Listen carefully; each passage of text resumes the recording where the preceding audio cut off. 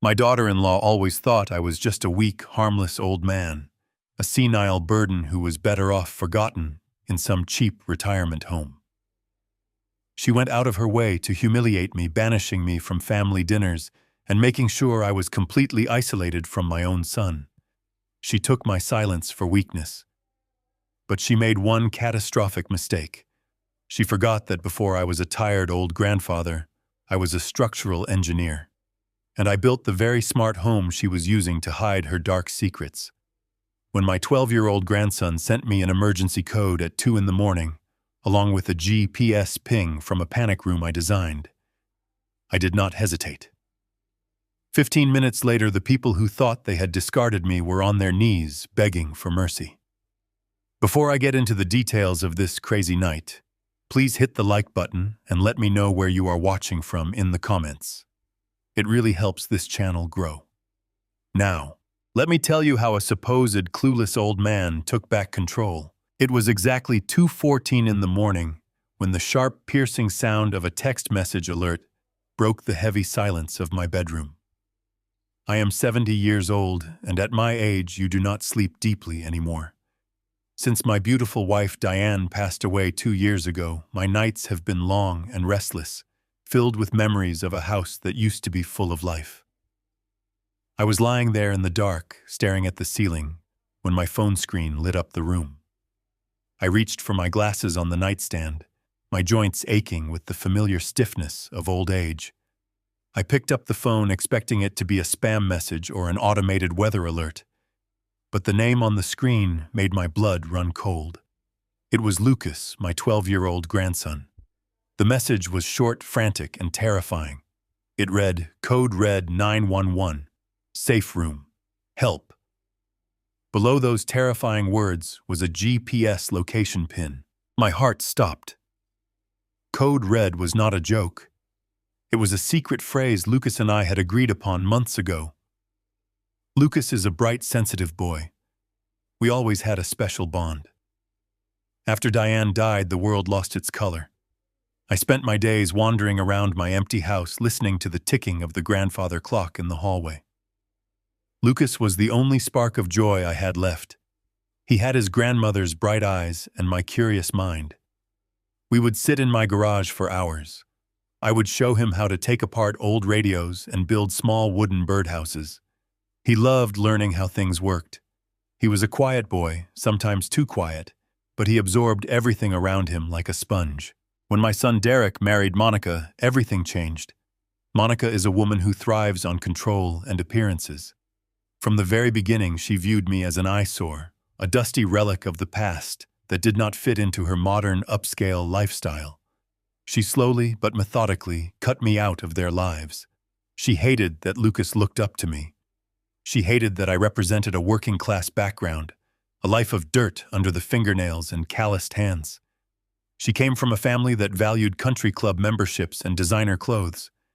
She would tell Derek that I was becoming too forgetful, too difficult to manage. She branded me a senile burden and eventually banned me from visiting their home. She even took away my weekly fishing trips with Lucas. I remember the exact day she finally banned me. It was Thanksgiving. I had brought a handmade wooden train set for Lucas. Monica took one look at it, scoffed, and told me that Lucas only played with approved educational technology now. She pulled Derek aside right in the hallway, and I heard her whisper that my presence was causing her severe anxiety, that I was clearly slipping into dementia because I kept forgetting her absurd rules about taking shoes off at the door. Derek, my own flesh and blood, just nodded. He was so terrified of his wife's anger that he chose the easy way out. He walked me to my truck, looking everywhere but at my face, and asked me to give them some space. Space. That was the polite word for abandonment. But before I was completely exiled, I had one last moment alone with my grandson. I hugged him tightly in the driveway. I slipped a small prepaid cell phone into his jacket pocket. I looked him dead in the eye and made him promise to keep it charged and hidden.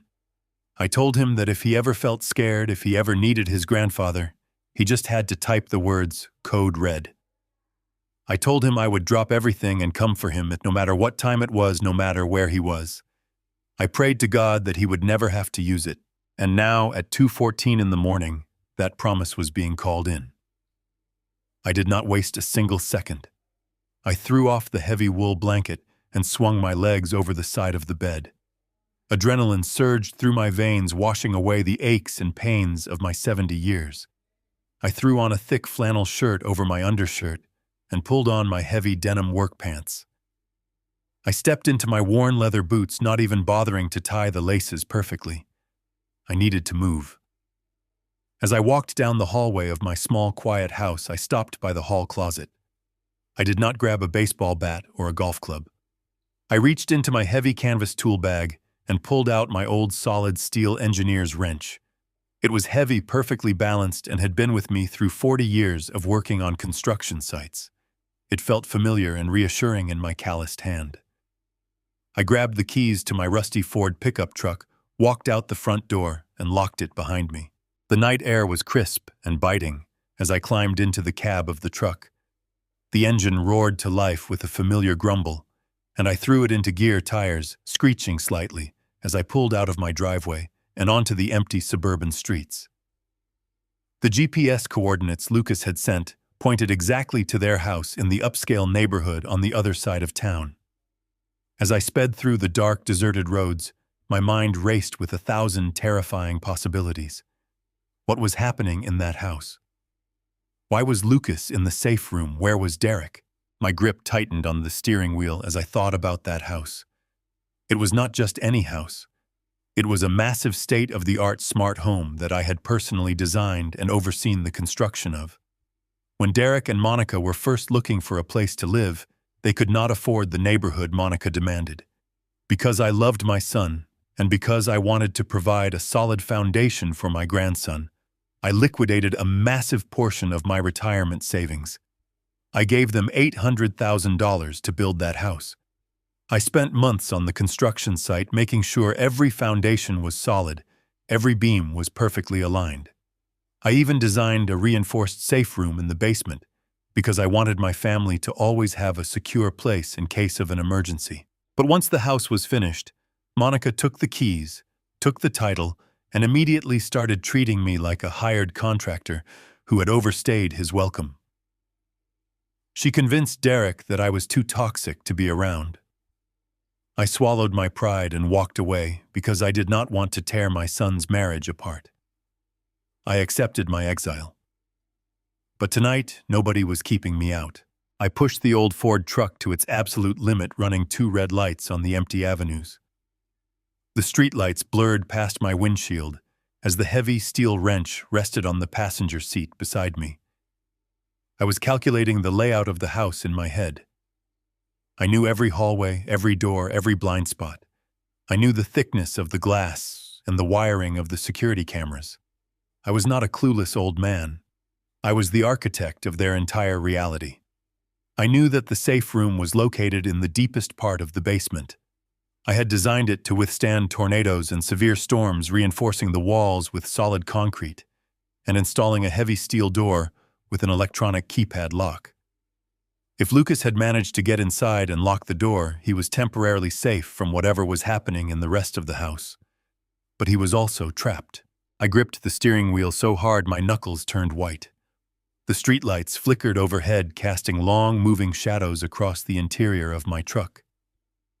I thought about Monica.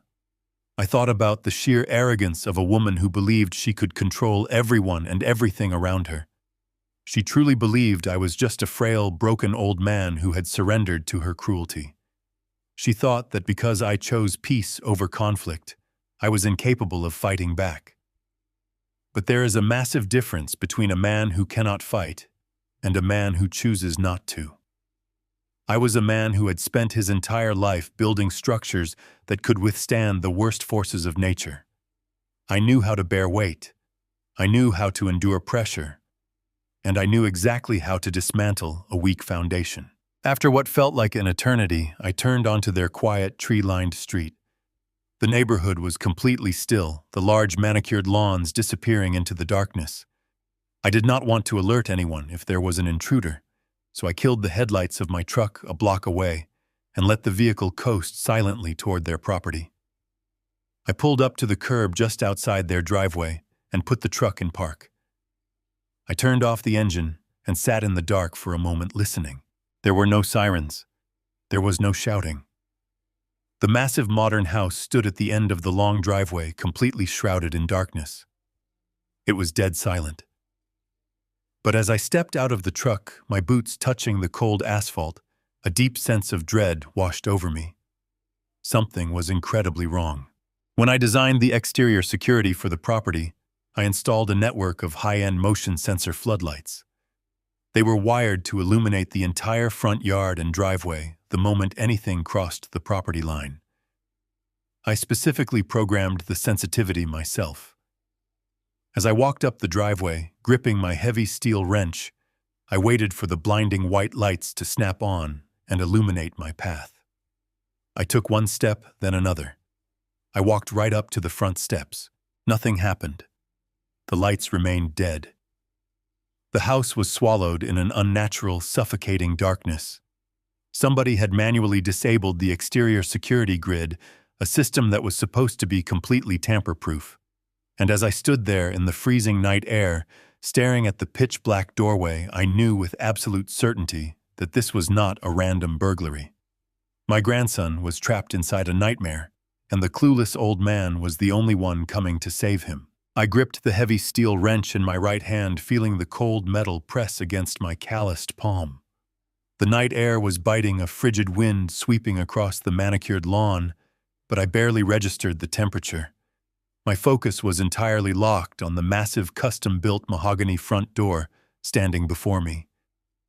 I had installed that very door 3 years ago. I knew its weight, its hinges, and the reinforced steel core hidden beneath the elegant wood finish. Taking a deep, steadying breath, I raised my left fist and pounded on the wood.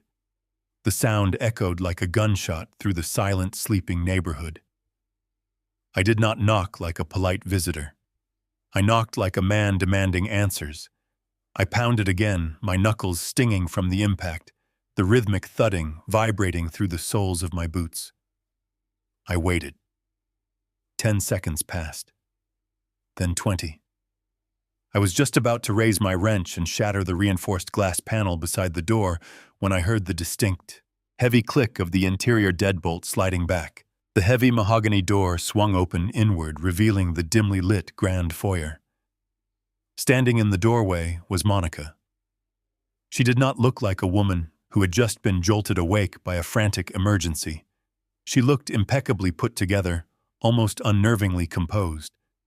She was wearing a set of dark emerald silk pajamas that draped perfectly over her shoulders, looking as though she had just stepped out of a high-end catalog rather than a warm bed at 2 in the morning. Her hair was neat, falling in smooth waves past her collarbone, and her face held no trace of sleep or panic. Instead, her features were twisted into a mask of profound annoyance and condescension. She crossed her arms over her chest, leaning her weight against the doorframe, effectively blocking my view into the house. She stared at me for a long, suffocating moment, letting her gaze travel from my messy flannel shirt down to my scuffed work boots, before finally settling on my face. She let out a dramatic, exasperated sigh. "Victor, what on earth are you doing here?" Her voice was a harsh, clipped whisper dripping with venom. "Do you have any idea what time it is? It is past 2 in the morning. Are you sleepwalking again? Have you completely lost your mind?" I stood my ground on the front porch, forcing my heart rate to slow down. I needed to see past her perfectly constructed facade. "Where is Lucas?" I demanded, my voice rough and gravelly from the cold. "I need to see my grandson right now." "Get out of my way, Monica." Monica let out a sharp, mocking laugh, shaking her head as if dealing with a stubborn, unruly toddler. She did not step aside. She actually stepped forward, invading my personal space, her expensive, overwhelming floral perfume masking the natural scent of the cold night air. "You need to see Lucas," she repeated, her tone dripping with mock pity. "Victor, you are having an episode. You are standing on my porch in the middle of the freezing night, raving like a lunatic. Lucas is fast asleep in his bed upstairs. He had a glass of warm milk at 10 o'clock and has not made a sound since." You are not waking up my son because of your deteriorating mental state. Where is Derek? I pushed, refusing to let her change the subject. If Derek were here, he would have answered the door. Get my son down here right now. Monica rolled her eyes, her expression tightening into genuine anger. Derek is not here, Victor. He received an urgent call from his business partners at midnight. A massive corporate crisis with the overseas accounts. He had to pack a bag and drive straight to the regional airport for an emergency flight to Chicago. He is thousands of feet in the air right now, working himself to the bone to pay for this house while you are out here terrorizing his family.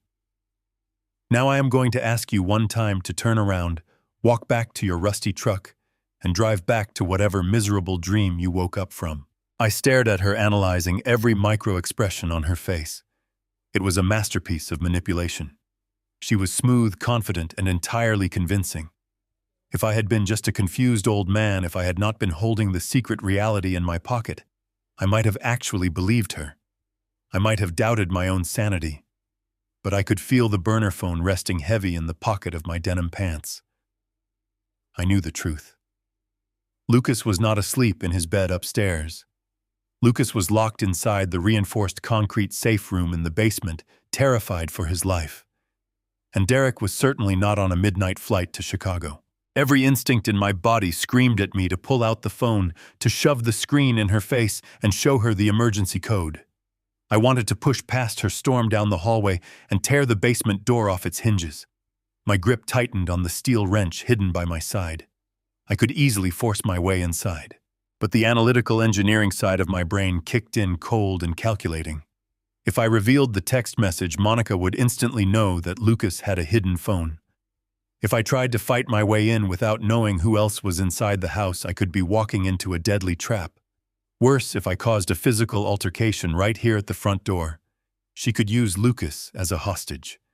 She could lock the house down completely. I had to play this smart. I had to use her arrogant assumptions against her. She wanted to believe I was a weak, pathetic old man losing his grip on reality. I decided to give her exactly the performance she was expecting.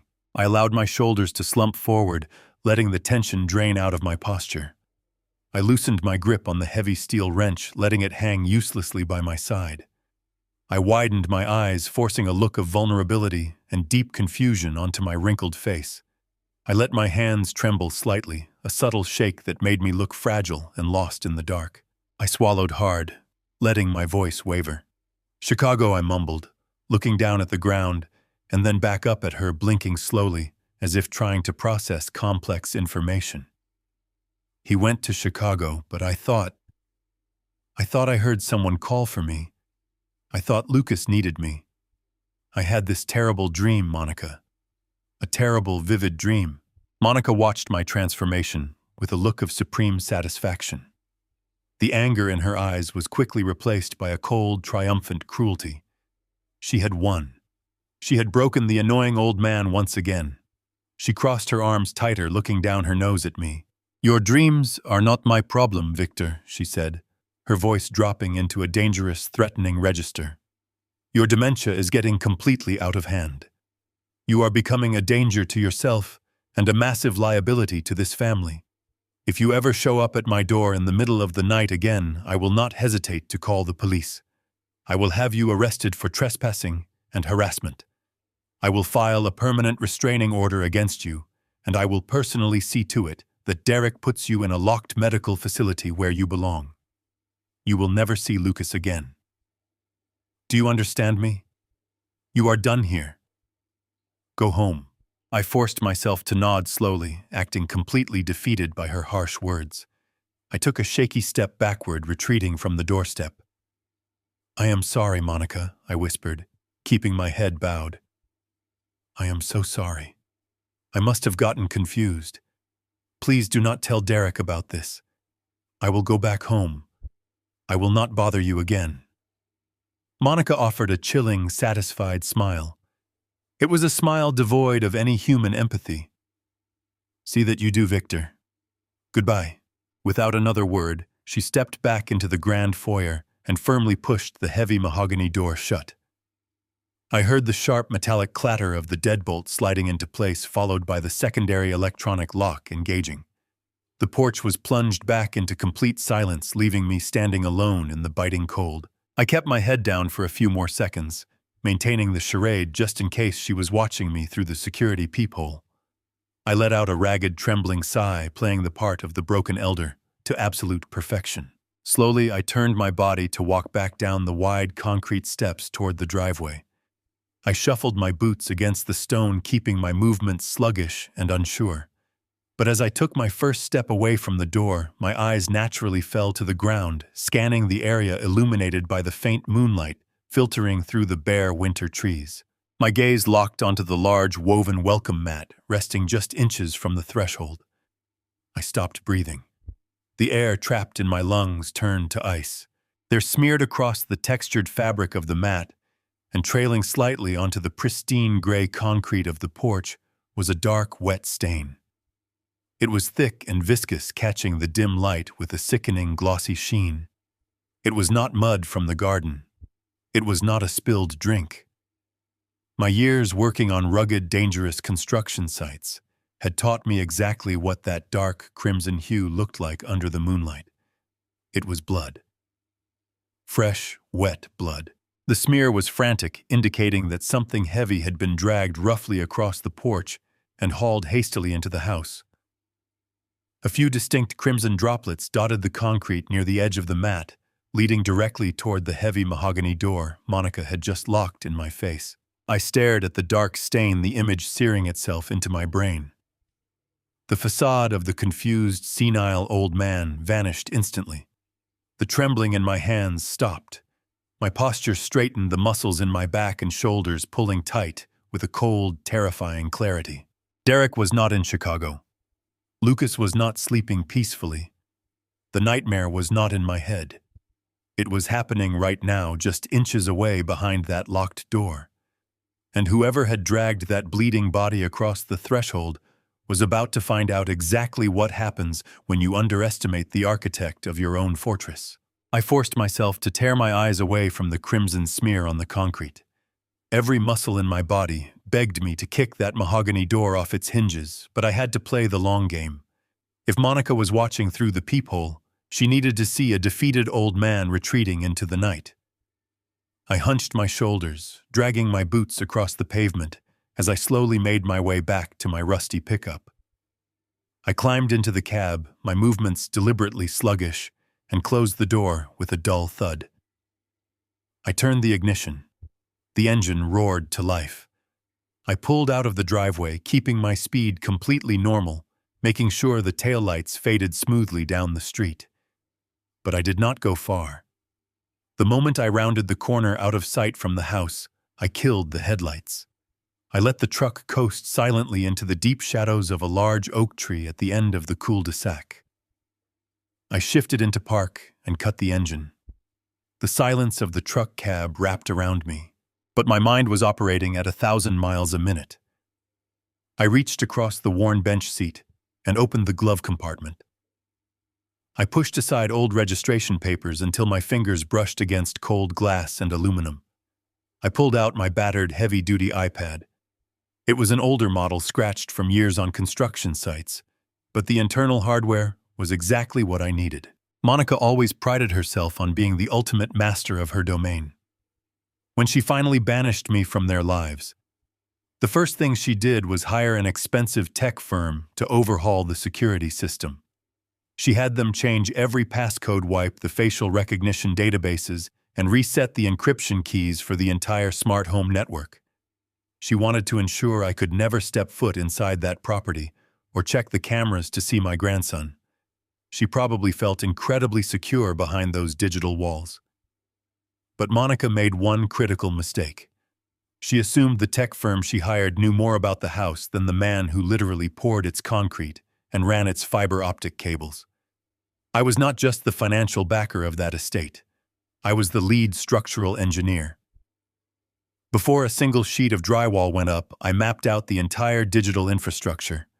I routed the low-voltage wiring, installed the central server racks in the basement, and programmed the primary automation hubs.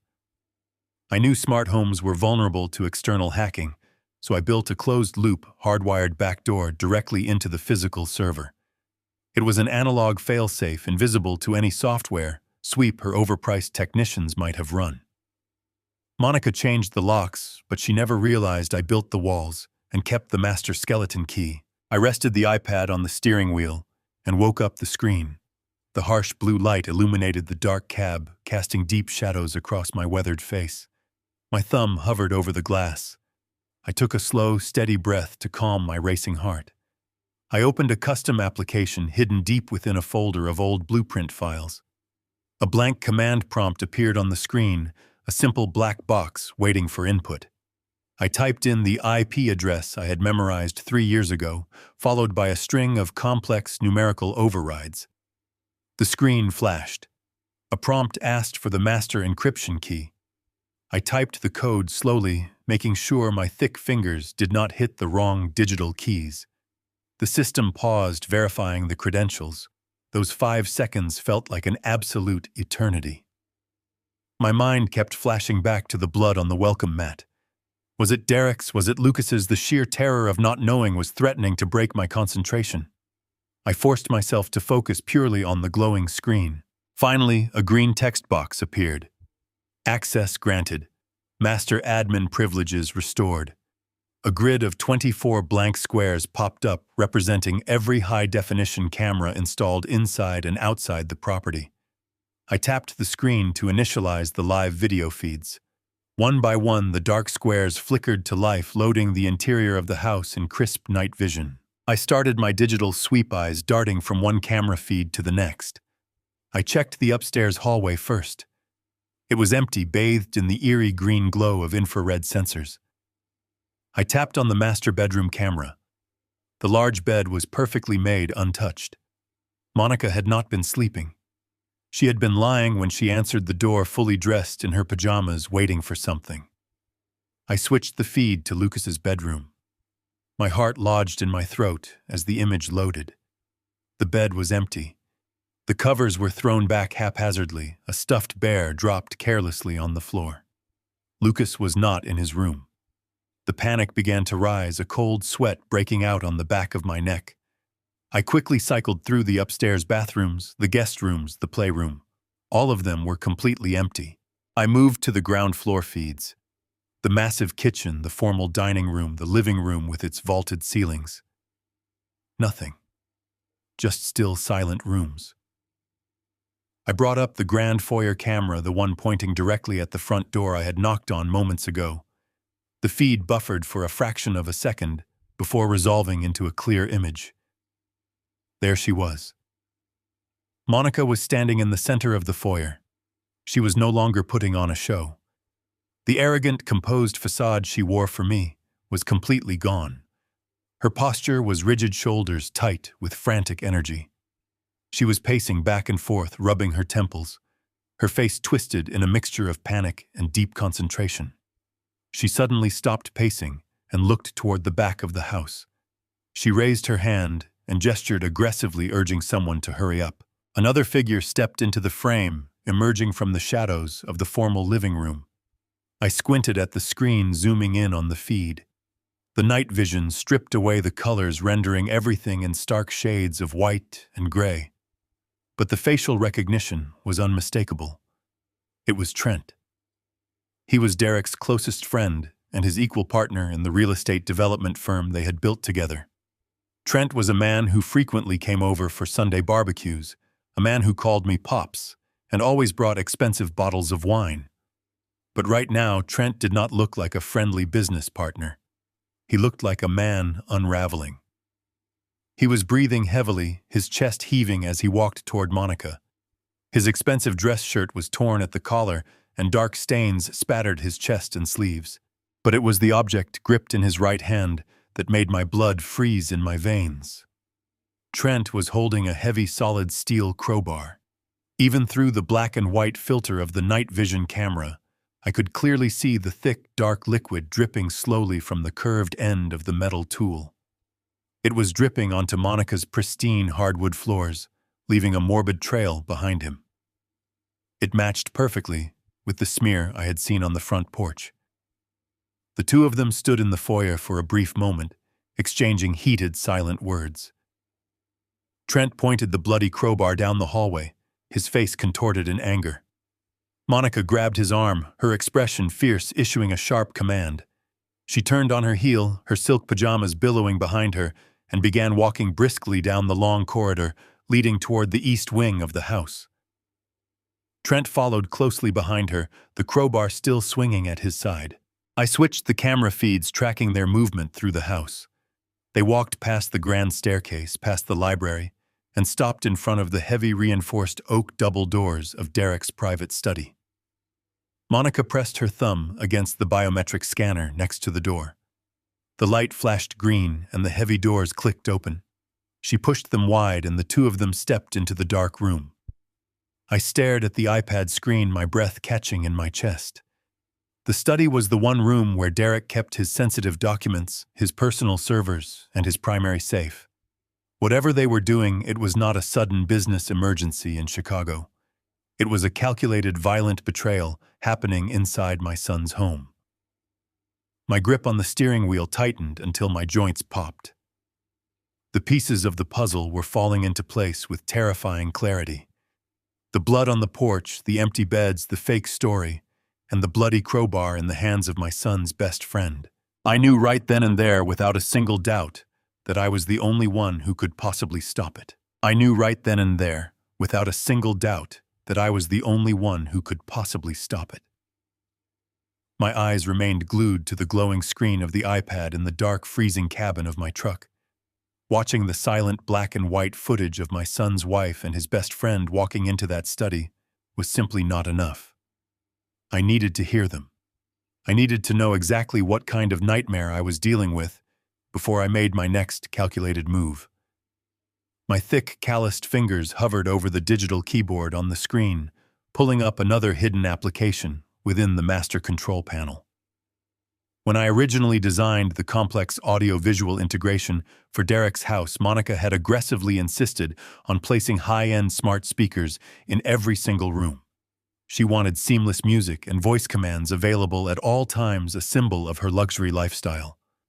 She had absolutely no idea that every smart speaker acted as a highly sensitive two-way communication node. By bypassing the primary firewall, I could turn every single speaker in that massive house into a live, undetectable microphone. I typed a long line of code activating the audio feed specifically for the ground floor study. A soft, static hiss filled the tight interior of my truck, followed immediately by the sharp, violent metallic clang of heavy steel striking solid concrete. The sound was so sudden and incredibly loud that I physically flinched, my grip tightening painfully around the edges of the tablet. The high-definition audio captured everything with terrifying, crystal-clear precision. I could hear the ragged, uneven breathing of a man exerting tremendous physical effort. I could hear the distinct rustle of Monica's expensive silk pajamas as she paced frantically back and forth across the polished hardwood floor. The haunting silence of the video feed was instantly gone, replaced by the frantic, desperate soundtrack of a brutal betrayal unfolding in real time right before my eyes. "Come on, Trent." Monica's voice snapped through the truck speaker, harsh, impatient, and demanding. "You told me you knew exactly how to open this thing. Break the casing or pry the damn hinges off, just get it open before we run out of time." "It is not that simple, Monica." Trent gasped heavily between brutal strikes. I could picture him bringing that bloody crowbar down again and again onto the hidden floor, safe beneath Derek's heavy oak desk. "This is a solid titanium biometric casing." Derek did not buy the standard consumer model. He bought military-grade hardware. "I am trying to smash the primary electronic housing so we can short-circuit the internal locking mechanism, but this metal is incredibly thick and resistant." "Then hit it harder. We do not have all night." She hissed, her voice vibrating with a chilling, absolute lack of human emotion. "The longer we wait down here, the higher the risk becomes. Just pry the damn panel off so we can access the drive and get out of here." I sat completely frozen in the driver's seat, listening to the echoing, rhythmic slams of the metal crowbar.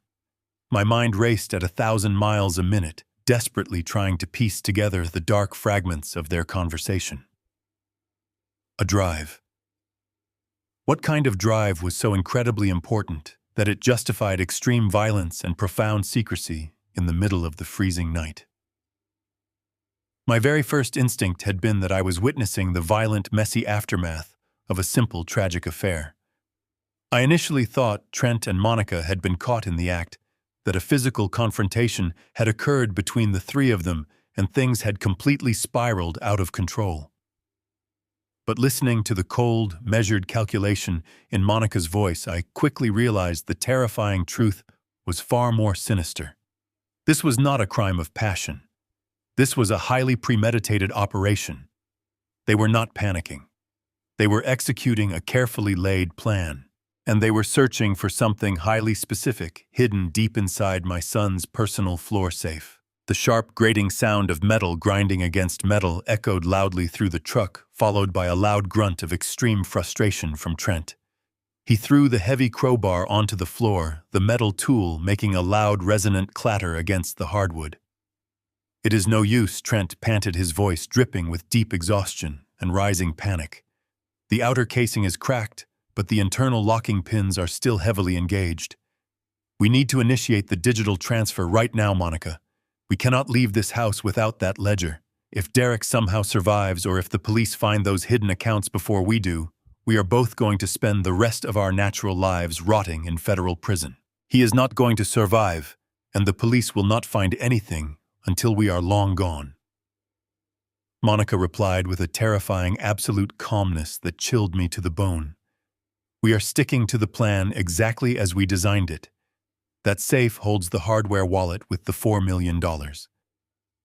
$4 million of company funds that your brilliant business partner thought he was hiding in an encrypted offshore account to protect the firm from corporate taxes.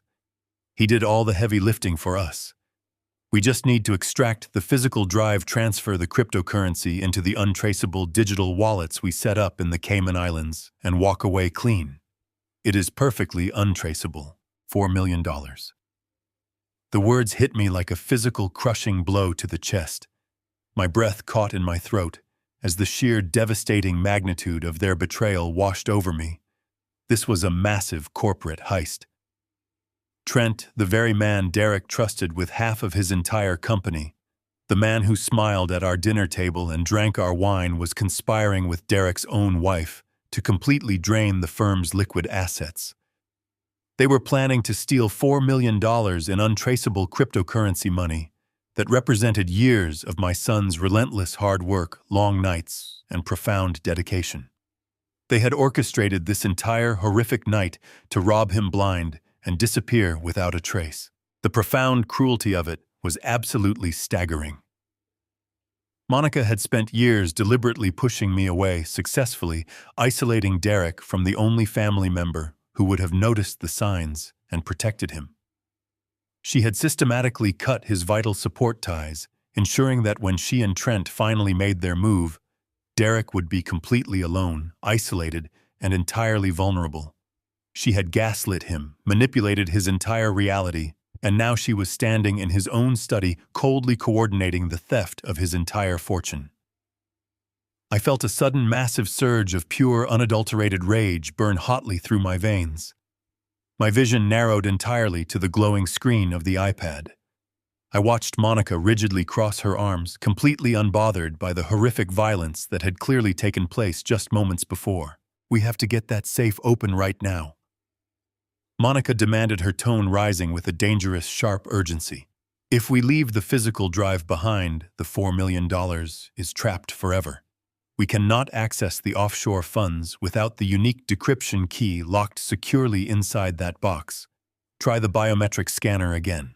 Trent let out a bitter, humorless, and desperate laugh. "Are you insane?" "The biometric scanner is completely covered in his blood. I completely ruined the delicate glass interface when I tried to aggressively pry the casing loose with the crowbar. It is completely unresponsive. It will not read a fingerprint even if we dragged his bleeding body over here and forced his hand onto the pad.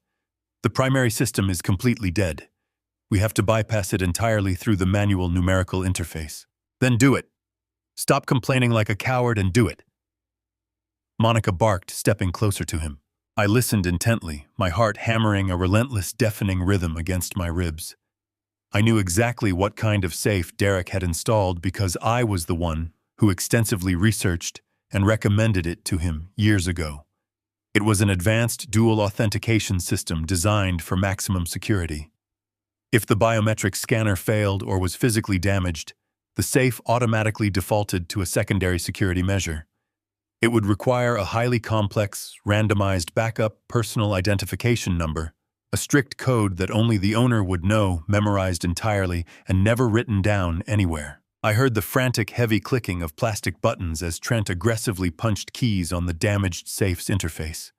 He was breathing heavily, his panic visibly escalating with every passing second.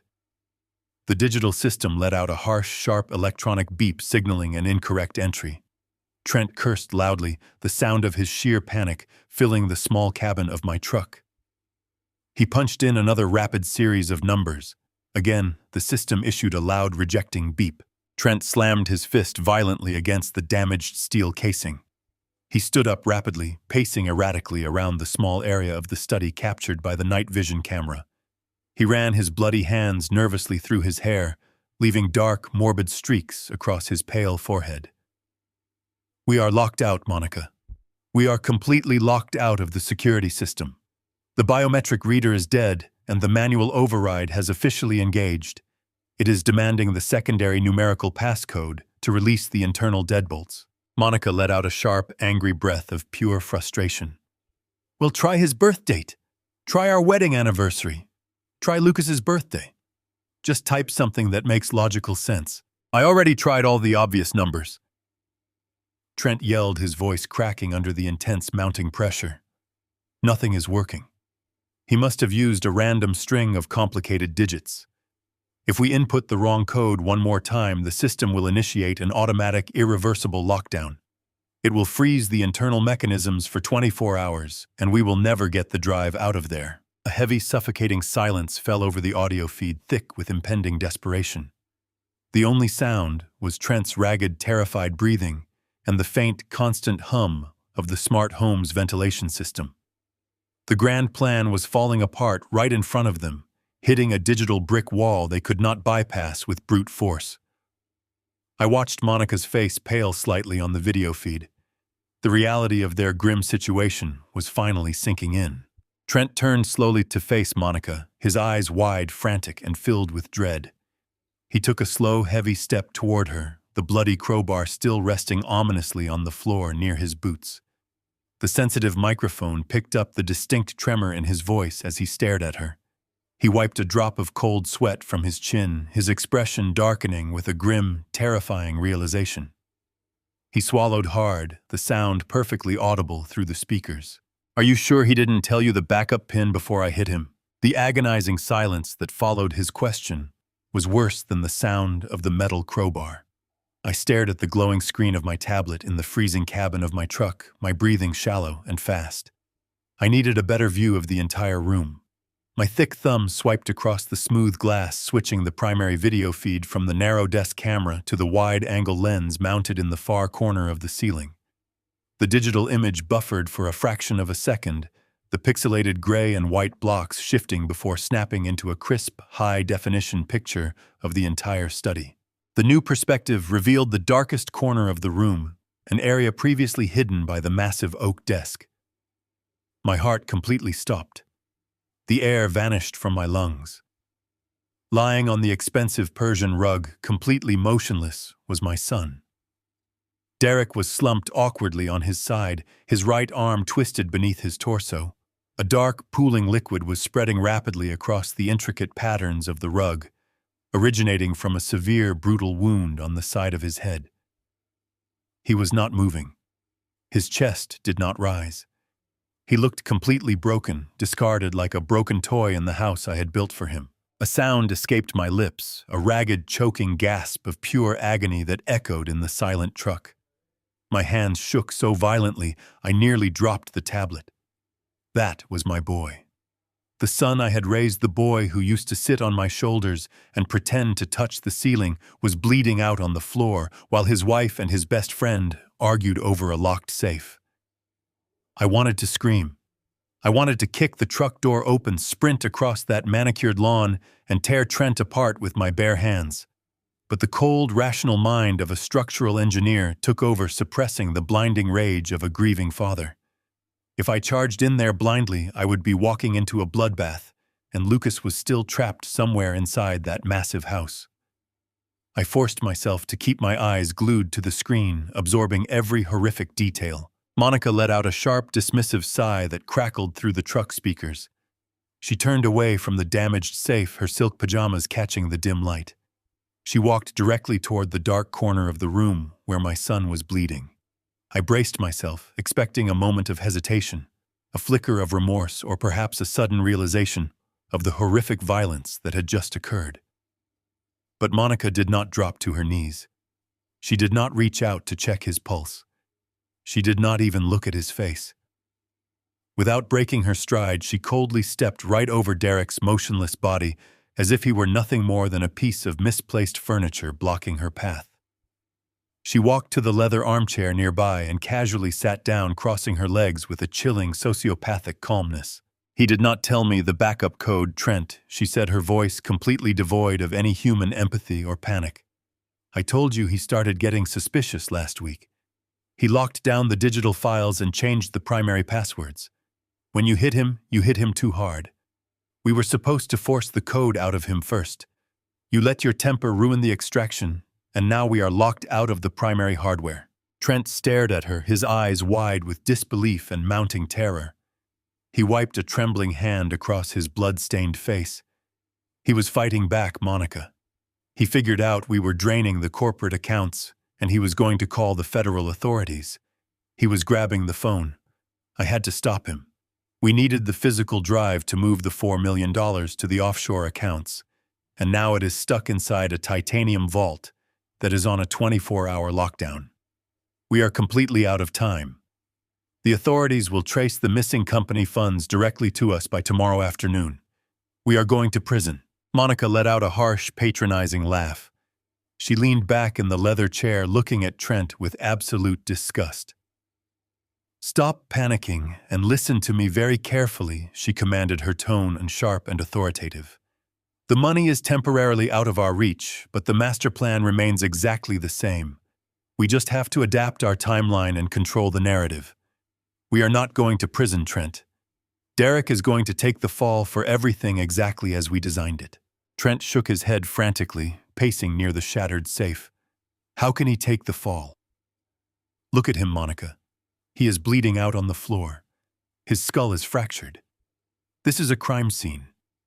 We cannot just pretend he embezzled the money and walked away." "Watch me," she replied, her voice dropping into a deadly, calculated whisper.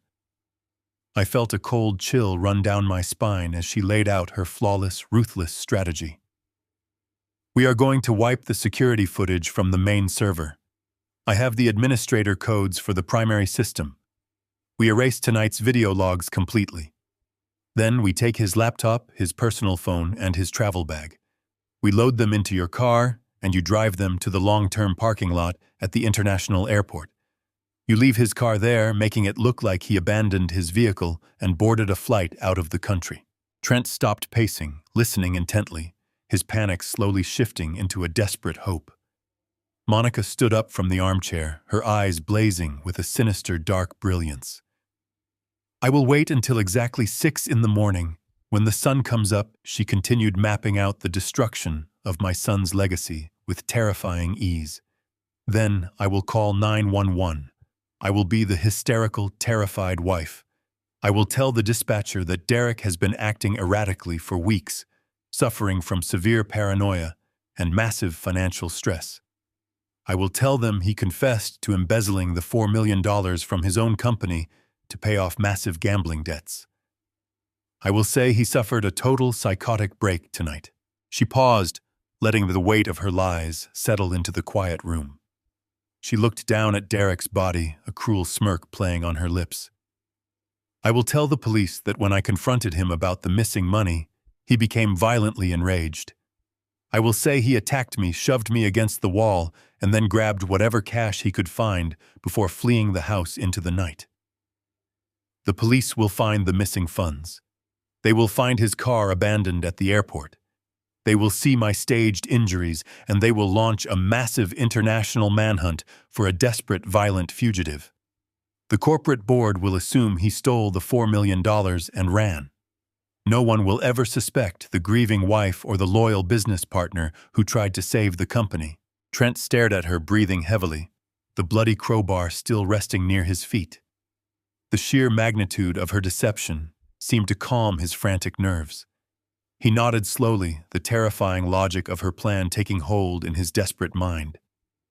They would frame my son for the very crime they were committing, destroying his reputation, his freedom, and his life in one masterful stroke.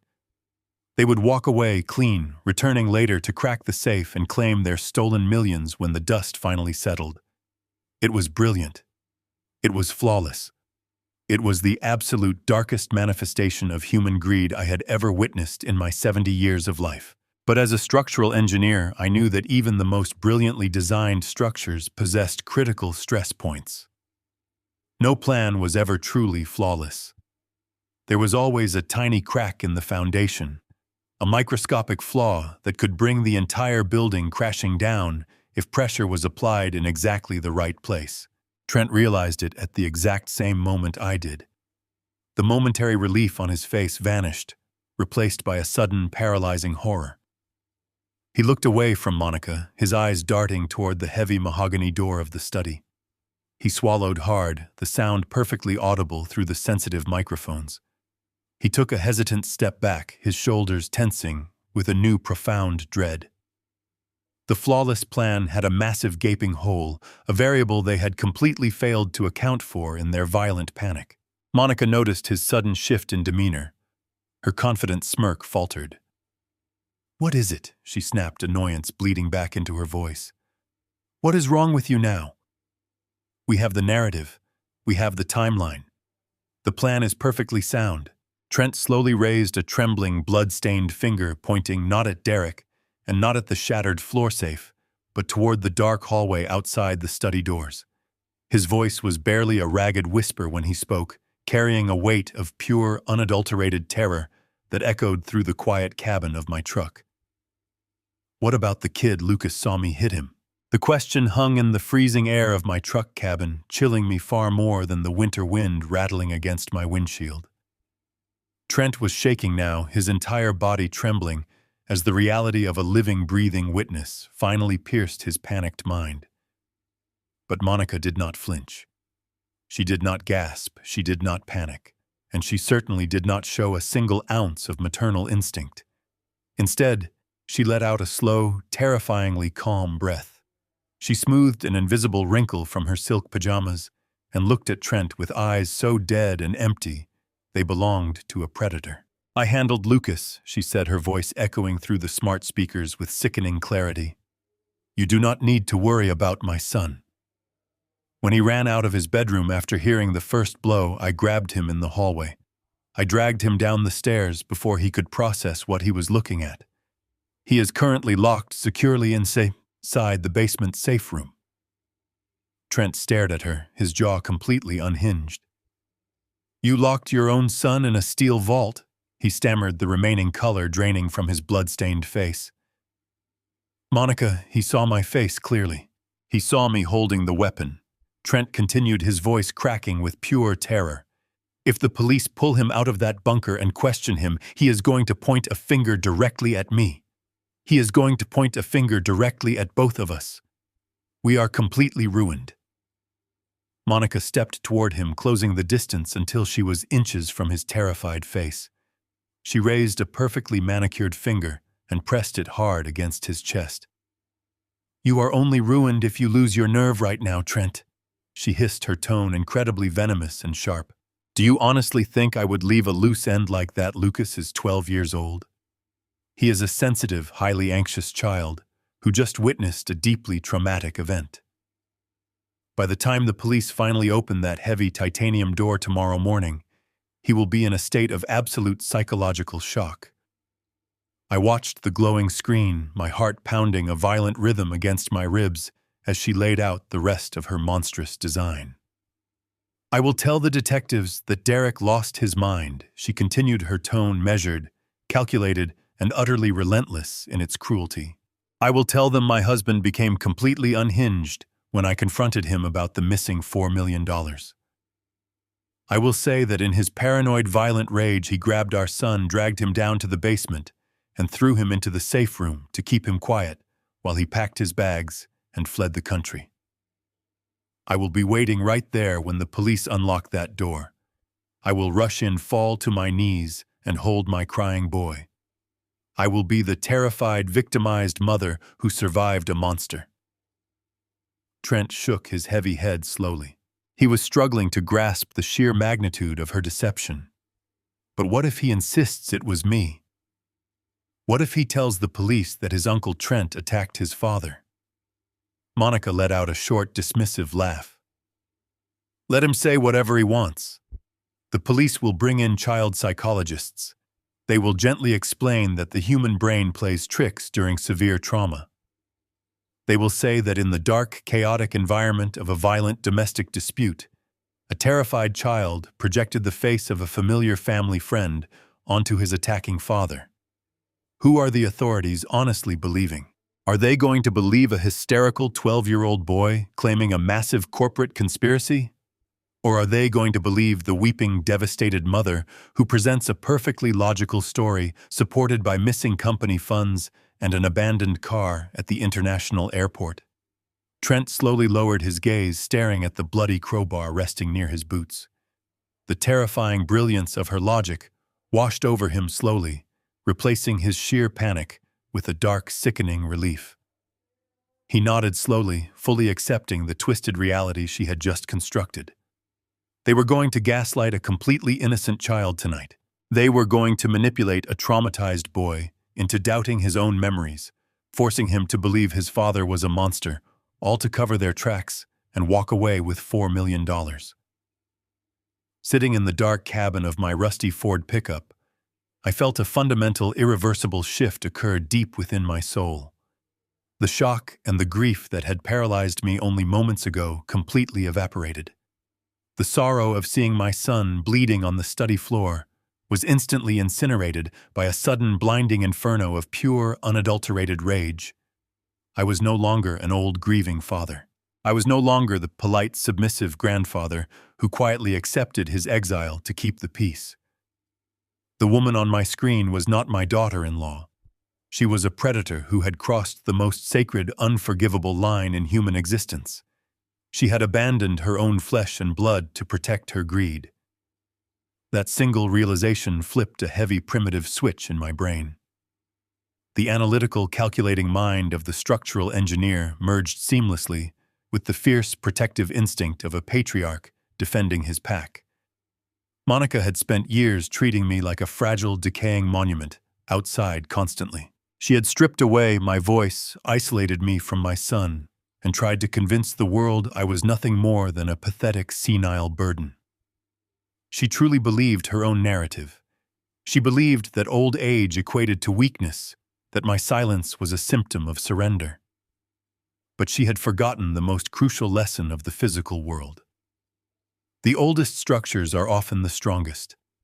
They have weathered storms, endured immense pressure, and settled firmly into their foundations.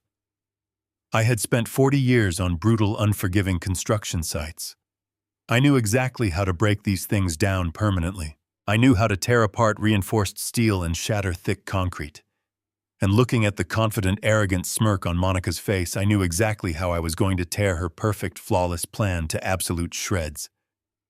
I closed the audio application on the iPad, but kept the live video feed running. I needed to see their every move, but I could no longer waste time listening to their poisonous lies. I reached out and gently placed the tablet on the passenger seat. The soft blue light cast long, menacing shadows across the wide dashboard of my heavy truck. The freezing winter wind continued to howl outside, rattling the windows of the cab, but the interior felt suddenly dangerously still. I let out a long, slow breath, steadying my heart rate, slowing my pulse until my hands stopped trembling completely. My mind was perfectly clear, focused on a singular, deadly objective. I unbuckled my seatbelt. I reached my right hand down toward the floorboard, slipping my fingers beneath the worn fabric of the driver's seat. My hand brushed past the metal tracking bar and found the heavy, familiar shape hidden securely in the deep darkness below me right now. My fingers wrapped around the cold, textured grip of the weapon I had placed there years ago for absolute emergencies. With a smooth, practiced motion, I pulled the heavy object free from its concealed holster. The weight of the pump-action shotgun felt perfectly balanced in my hands. The dark matte steel gleamed faintly in the ambient light of the glowing tablet screen. It was not a hunting rifle or a simple home defense pistol. It was a serious tactical weapon loaded with heavy buckshot rounds, capable of breaching solid doors and devastating any physical threat that stood close nearby. I rested the stock of the shotgun against my leg and ran my thumb over the safety mechanism, feeling the distinct click as I pushed it into the firing position. I grabbed the pump grip with my left hand and racked it backward with a sharp, forceful motion.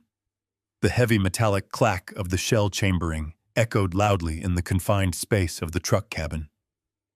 The sound was definitive. It was the sound of a man who had completely stopped negotiating with evil.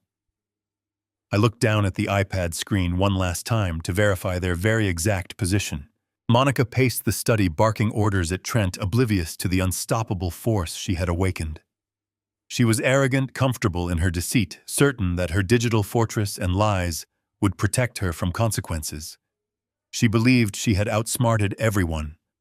She believed she had locked my grandson away where no one could reach him.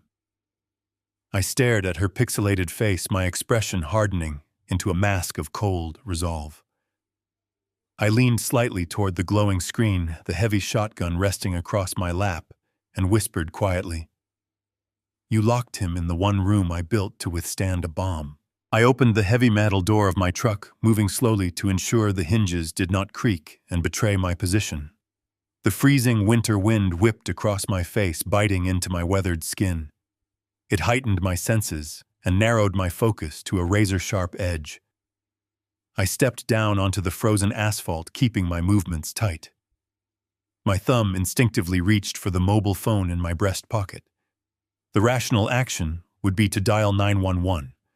I could report the assault and wait in my vehicle for the police to swarm the estate. But my thumb stopped over the keypad. The analytical mind of a structural engineer quickly mapped out the terrifying variables. If I called the authorities now, sirens would echo through the neighborhood long before the squad cars reached the driveway.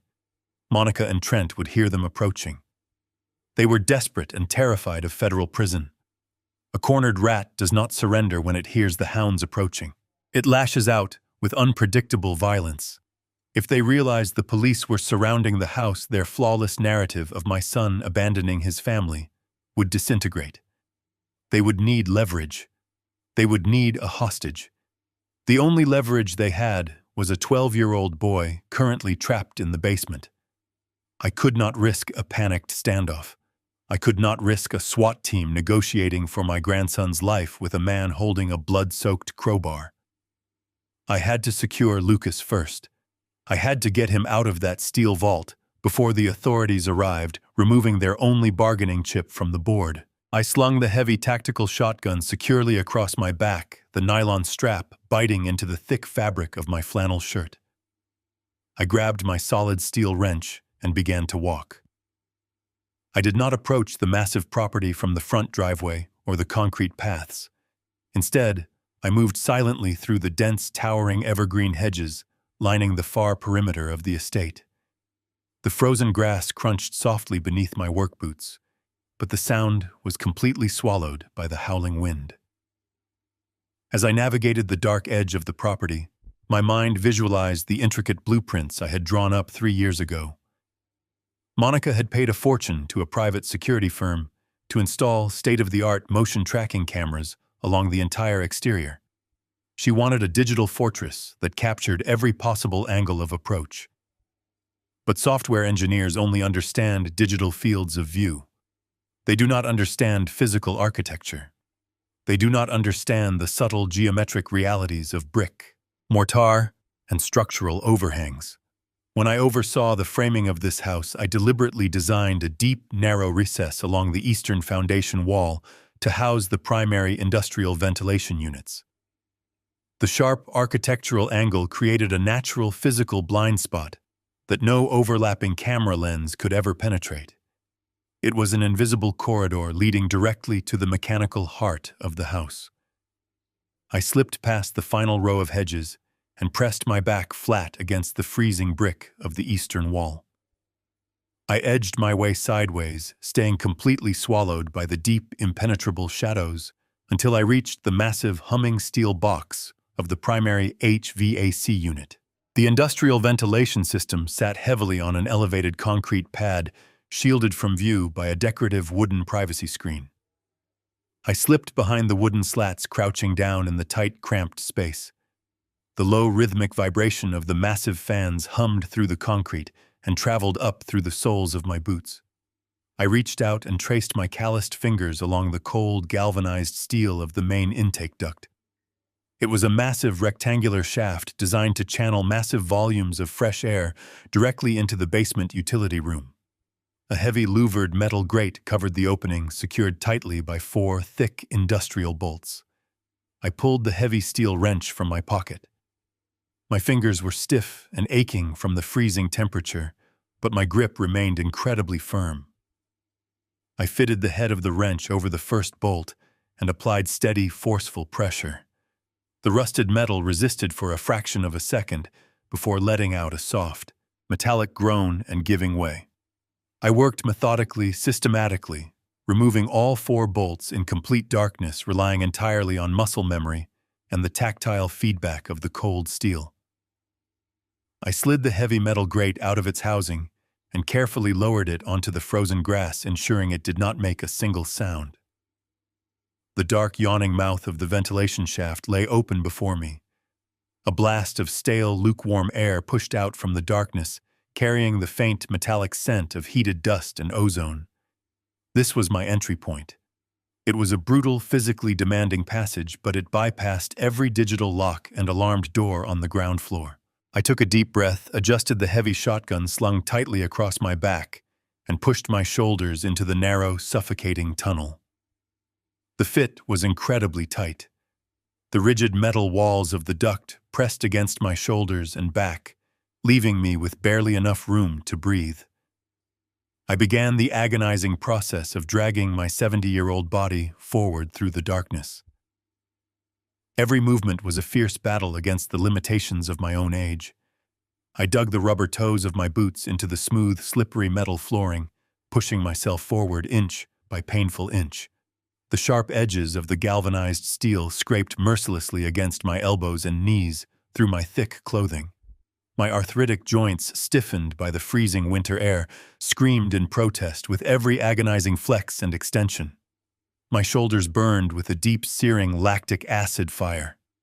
The heavy shotgun pinned against my spine made it incredibly difficult to arch my back, forcing me to rely entirely on the brute strength of my forearms to pull my dead weight forward.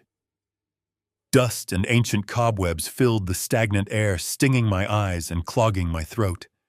The desperate urge to cough clawed violently at my lungs, but I forced my jaw shut, swallowing the dry, suffocating dust. I could not make a single sound. The polished aluminum walls amplified every tiny rustle of fabric, turning my harsh, ragged breaths into a deafening roar in my own ears.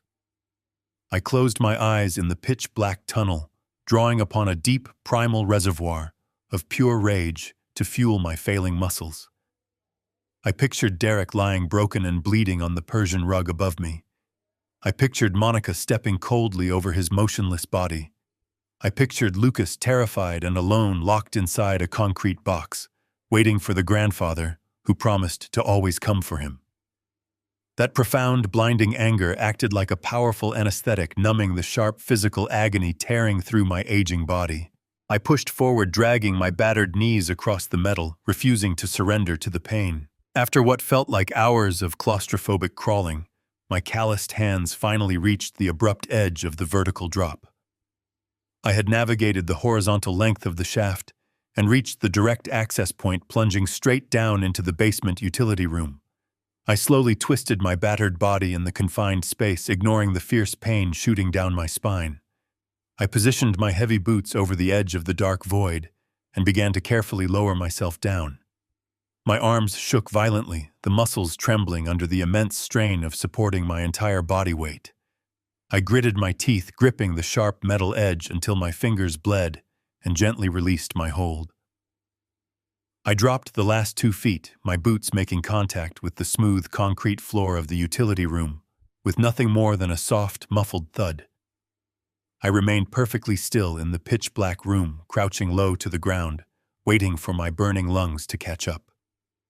I had breached the fortress. I was inside. But before I could even take a single step toward the safe room, the heavy, muffled sound of aggressive movement echoed from the ceiling above me. Someone had forcefully opened the basement door on the ground floor. A sharp beam of yellow light sliced violently down the wooden staircase, illuminating the dust particles dancing in the stagnant air of the utility room. The heavy, frantic thud of boots striking the wooden steps hammered through the silence. It was Trent. I could hear his ragged, panicked breathing drawing closer with every rapid step. I heard Monica's sharp, commanding voice echoing faintly from the hallway high above, ordering him to check the primary breaker box and perform a hard reset on the electronic locking grid. The breaker box was mounted on the concrete wall exactly 3 feet away from where I was currently standing in the dark. Trent was coming rapidly down the stairs, marching directly into the utility room, and heading straight toward the shadows where I was waiting.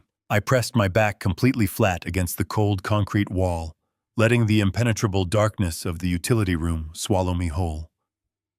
The heavy, frantic thuds of Trent descending the wooden staircase echoed like thunder in the confined space.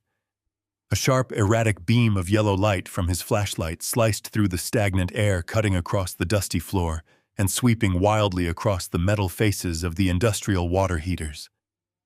I squeezed my eyes shut for a fraction of a second, willing my violently trembling muscles to freeze. I gripped my solid steel wrench so incredibly tightly that my knuckles ached, raising the heavy tool slowly until it hovered just beside my chest. If that flashlight beam caught even a single reflection off the metal, or if Trent turned his head just an inch too far toward the corner, I would have no choice. I would have to swing the wrench with every ounce of remaining strength I possessed and drop him right here on the concrete. The beam of light bounced off the opposite wall, and Trent stepped off the bottom stair. He was breathing heavily, a ragged, panicked rhythm that revealed the sheer terror vibrating beneath his skin. He was not a hardened criminal. He was a greedy, desperate man who had suddenly realized he was completely out of his depth. He marched directly into the utility room, moving with an aggressive, jerky momentum. He walked right past the large ventilation shaft I had just dropped from his expensive leather boots, kicking up small clouds of gray dust. He was now standing less than 3 feet away from my position in the shadows. I held my breath, clamping my jaw shut, to suppress the burning urge to cough from the thick dust coating my throat. Trent raised his flashlight, illuminating the large gray metal panel of the primary breaker box, mounted on the concrete wall. The blinding reflection of the light washed over the immediate area, casting long, distorted shadows around him. He was standing so incredibly close to me that I could smell the sharp metallic tang of the fresh blood soaking the front of his torn dress shirt. I could hear the fabric rustling as his chest heaved. My heart hammered a deafening, frantic beat against my ribs, a primal drum demanding action. I focused my eyes entirely on the side of his head, mapping the exact trajectory my steel wrench would need to take if he turned toward me. A single forceful strike to his temple would neutralize the immediate threat, but it would also create a massive, undeniable noise that would echo straight up the wooden staircase to Monica. I had to remain an invisible ghost in my own house.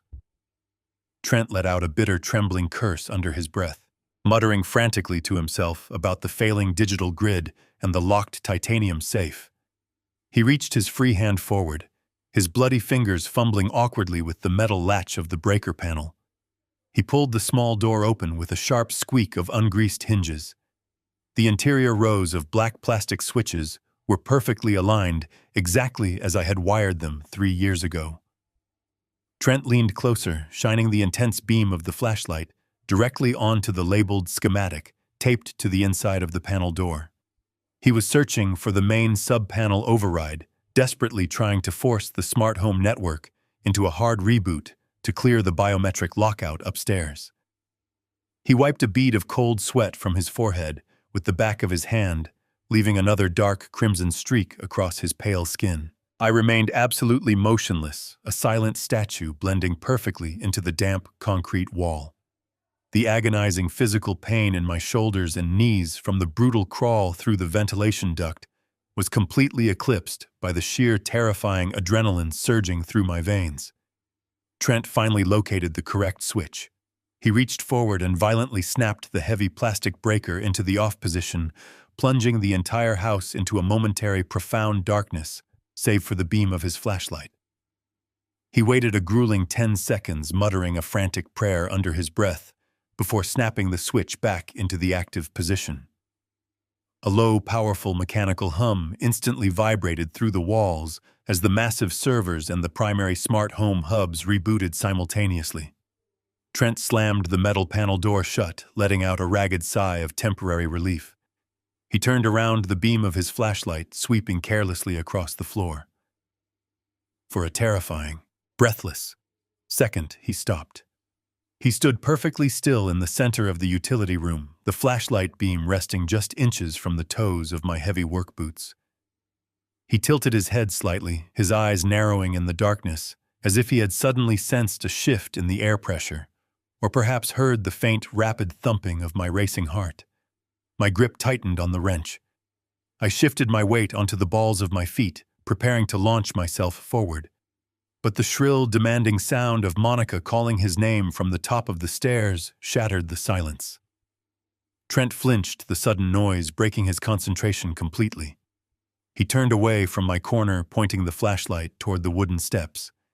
He jogged quickly toward the staircase, his heavy boots pounding against the wood as he hurried back up to the ground floor. I waited in the suffocating darkness until I heard the heavy basement door slam shut at the top of the stairs, followed immediately by the sharp click of the deadbolt locking into place. The overwhelming silence of the basement flooded back into the utility room. I finally exhaled, letting out a long, shaky breath of stale air. I lowered the steel wrench, my entire body trembling from the massive drop in adrenaline. I could not afford to waste a single second resting. I stepped out of the deep shadows and moved swiftly across the utility room, navigating the familiar dark corridors of the basement with absolute precision. I did not need a flashlight. I had memorized every geometric angle, every turn, and every doorway when I originally drafted the architectural blueprints. I moved like a silent shadow through the vast underground level, passing the home theater, the wine cellar, and the empty guest quarters. My destination was located at the very end of the longest hallway, tucked safely beneath the reinforced concrete foundation of the primary garage. I rounded the final corner and stopped. Standing before me at the end of the dark corridor was the imposing solid titanium door of the basement safe room. It was a massive, impenetrable vault designed to withstand extreme catastrophic events. It was a flawless piece of engineering, and my 12-year-old grandson was locked inside of it, terrified and completely alone. I stepped up to the thick metal door, running my hand along the smooth, cold surface. I looked down at the digital keypad mounted securely into the wall beside the heavy handle. The small liquid crystal display screen was completely black. The digital reader was unresponsive. My heart sank as my eyes quickly analyzed the digital interface. Trent resetting the primary breaker box had triggered the smart home ultimate defensive protocol. When the central server was forcefully rebooted, the system automatically engaged an emergency lockdown for all highly sensitive sectors, including the safe room. The primary electronic keypad was completely dead, locked out by a complex rolling cryptographic firewall that could only be bypassed through the main server upstairs. The titanium door was currently held shut by a massive electromagnetic strike plate hidden deep within the reinforced steel frame. I could not punch in a code. I could not simply pull the handle. The only way to open that door from the outside without the master server was to physically hotwire the internal circuitry and force a massive localized power surge to short out the magnetic lock. But there was a terrifying, deeply fatal catch to this manual override. The instant I removed the protective faceplate from the digital keypad and cut the primary data wires, the disruption would send an immediate high-priority alert directly to the mobile device of the administrator. It would ping the phone of Monica with a glaring notification of an active tampering attempt on the safe room door. I pulled a small flathead screwdriver from my heavy canvas pocket. I had exactly 60 seconds from the moment I cut the first wire to manually jump the circuit, disengage the heavy magnetic lock, and pull Lucas out of that room before Monica checked her screen and realized the clueless old man was already inside her impenetrable fortress. I jammed the screwdriver into the edge of the keypad faceplate and twisted hard. The plastic cover popped off with a sharp snap, exposing the complex maze of brightly colored wires and delicate circuit boards hidden underneath. I needed to move fast. My heart hammered a steady rhythm against my ribs as I reached into my canvas pocket, pulling out a small pair of wire cutters. I stared at the dense web of green, red, and yellow wires connected to the primary circuit board of the magnetic lock. I had exactly 60 seconds before the localized power disruption sent a glaring, undeniable alert directly to the mobile phone Monica kept securely in her pocket. I visualized the digital schematic I had drawn 3 years ago. I isolated the thick red power line and the thin yellow data transmission wire. My hands were perfectly steady. The trembling from the adrenaline had completely vanished, replaced by the cold, surgical precision of a man who knew exactly how to deconstruct his own creation. I snipped the yellow wire first, severing the immediate data link to the central server. A tiny red warning light began to flash frantically on the exposed board. The silent countdown had officially begun. I grabbed the exposed ends of the red power line, stripped back a fraction of the plastic casing with my fingernails, and deliberately touched the raw copper to the steel grounding plate of the doorframe. A sharp shower of blue sparks erupted from the panel, stinging the back of my hand. A deep, heavy mechanical thud vibrated through the thick concrete walls as the massive electromagnetic strike plate instantly lost its charge. The primary locking mechanism disengaged. I grabbed the heavy steel handle, braced my boots against the floor, and pulled with every ounce of strength I possessed. The solid titanium door broke its hermetic seal, letting out a sharp, pressurized hiss of displaced air as it slowly swung open into the dark corridor. I stepped immediately into the safe room, the dim emergency lighting casting long shadows across the reinforced concrete walls. The room was cold, designed to preserve life, not to offer comfort. I scanned the small space rapidly, my eyes darting past the emergency supply crates and the heavy steel cot. My gaze landed on the far corner of the room. Huddled tightly underneath the heavy metal emergency desk, with his knees pulled tightly to his chest, was my 12-year-old grandson. Lucas looked up, his eyes wide and bright with unspeakable terror. His face was pale, stained with dried tears, and his small body trembled violently in the cold air. When he recognized my face in the dim light, the absolute panic in his eyes shattered, melting into a look of profound, desperate relief. He scrambled out from beneath the heavy desk, his sneakers slipping on the smooth concrete floor, and threw himself directly into my arms. I dropped to my knees, wrapping my arms tightly around his shaking shoulders. I buried my face in his hair, breathing in the scent of him, letting a single silent tear fall down my weathered cheek. I held him fiercely, letting him know without a single word that the nightmare was ending. He buried his face into my thick flannel shirt, sobbing quietly, his small hands gripping the fabric of my jacket, as if he was afraid I might suddenly disappear. I held him for a long, heavy moment, offering the only comfort I could provide in this house of horrors. "I am here, Lucas," I whispered softly, keeping my voice steady and low. "Your grandfather is here. You are completely safe now. Nobody is going to hurt you." He pulled back slightly, wiping his tear-streaked face with the sleeve of his shirt. He looked up at me, his breath hitching as he tried to speak, "Grandpa," he whispered, his voice trembling with raw fear. "Uncle Trent hit my dad. He hit him with a metal bar. There was so much blood." My mom saw everything, but she did not help him. She grabbed me by my shirt and dragged me down the stairs. She pushed me into this room and took my phone. She told me if I made a sound, the bad men would come back and finish the job. A fresh wave of sickening rage washed over me, a dark fury that threatened to consume my rational mind. "She took your phone," I asked gently, trying to keep the lethal anger out of my voice. "Then how did you send the emergency code?" Lucas swallowed hard, looking back toward the metal desk. "She took the phone in my pocket," he explained, his voice gaining a tiny fraction of strength. "But when we were in the garage yesterday, you told me to always keep the backup tablet charged.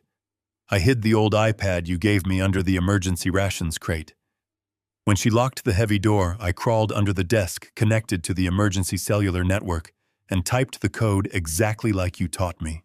A fierce, overwhelming sense of pride bloomed in my chest. He was 12 years old, terrified and abandoned by his own mother, yet he had remembered his training. He had kept his head down and executed the plan flawlessly. "You did perfectly." "Lucas," I told him, placing a calloused hand on his shoulder. "You were incredibly brave and you did exactly the right thing. Now I need you to be brave for just a little while longer. We have to get you out of this house before they realize this door is open." I stood up, pulling Lucas to his feet. Every protective instinct I possessed screamed at me to grab my grandson.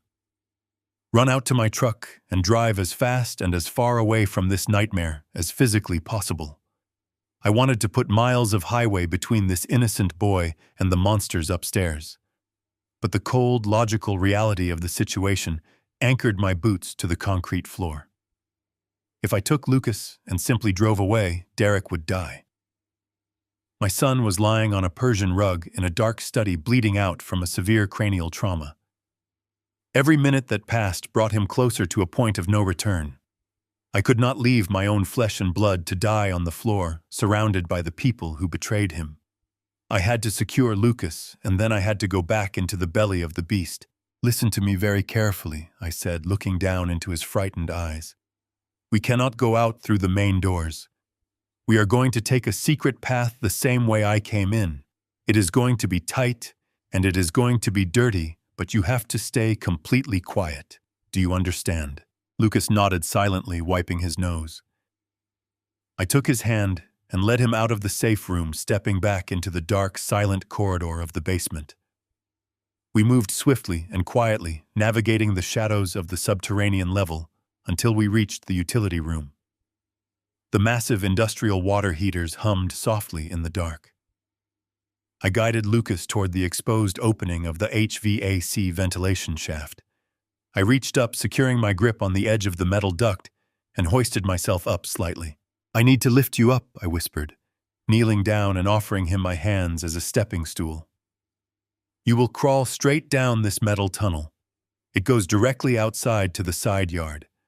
Once you drop down onto the grass, you run straight to my truck, parked down the street under the large oak tree. The doors are unlocked. You climb into the back seat, lie completely flat on the floorboards, and you cover yourself with the heavy moving blankets. Do not make a sound.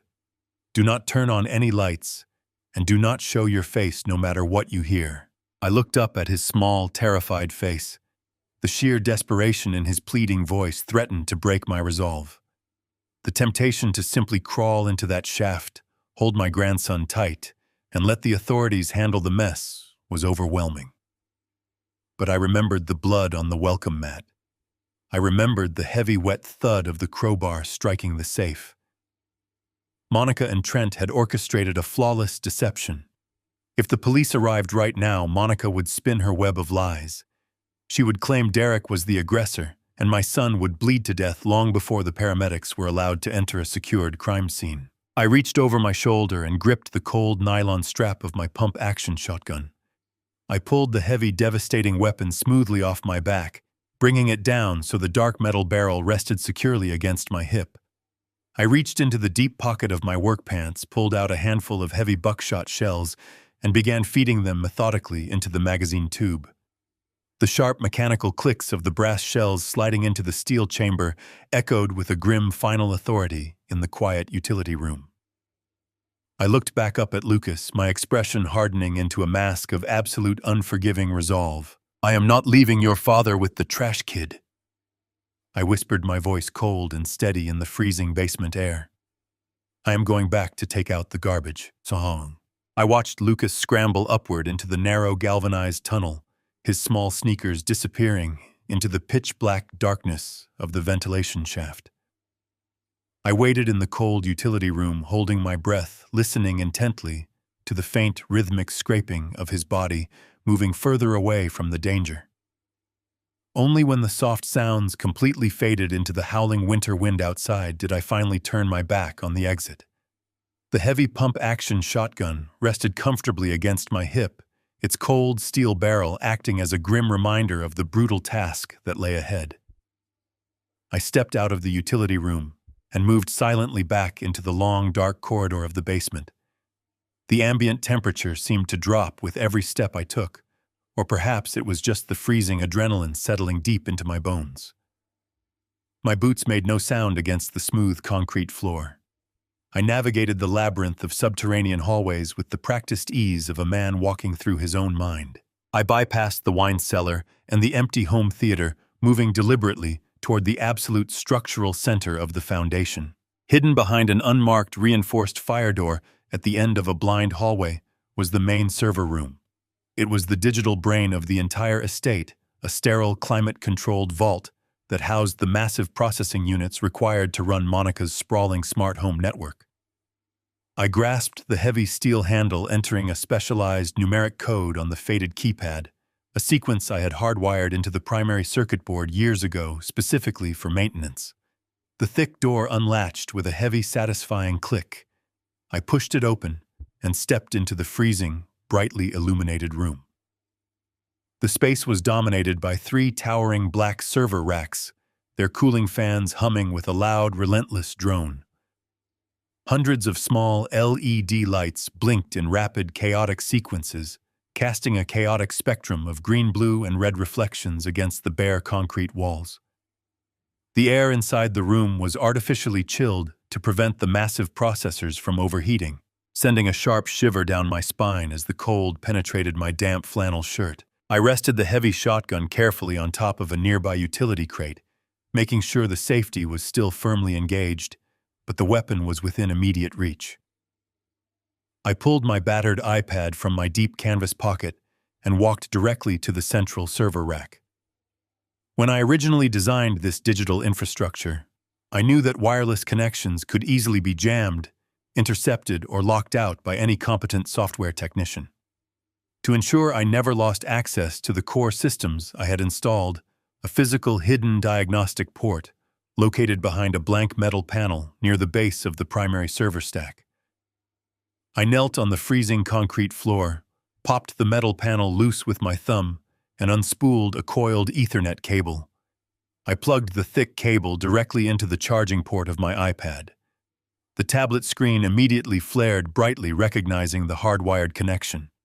I was no longer remotely accessing the house through a secondary back door. I was now physically plugged directly into the central nervous system of the entire estate. Nobody could lock me out now. I possessed absolute unjammable control over every camera, every microphone, every electronic lock, and every motorized window shutter in the entire building. I settled onto a small metal stool positioned in front of the server racks, resting the connected iPad securely on my knees. I tapped the screen, navigating past the firewall protocols with a few swift practiced keystrokes, and immediately pulled up the high-definition camera feed for Derek's ground floor study. The image snapped into crisp, terrifying focus. The scene in the study had escalated into a state of frantic, chaotic desperation. Trent and Monica were both kneeling on the expensive Persian rug, completely ignoring my son's motionless, bleeding body, resting just a few feet away from them. They were entirely focused on the damaged titanium floor safe hidden beneath the heavy oak desk. Trent was covered in a horrifying mixture of dark sweat and fresh blood.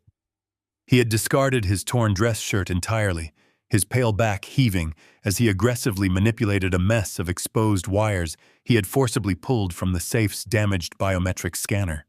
He was holding a small, portable voltage meter, his hands shaking violently as he tried to manually bridge the internal locking circuits.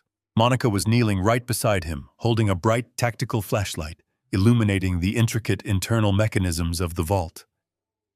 Her immaculate silk pajamas were now stained with dark smudges of grease and dirt. Her perfectly styled hair hung in chaotic, tangled strands around her pale face.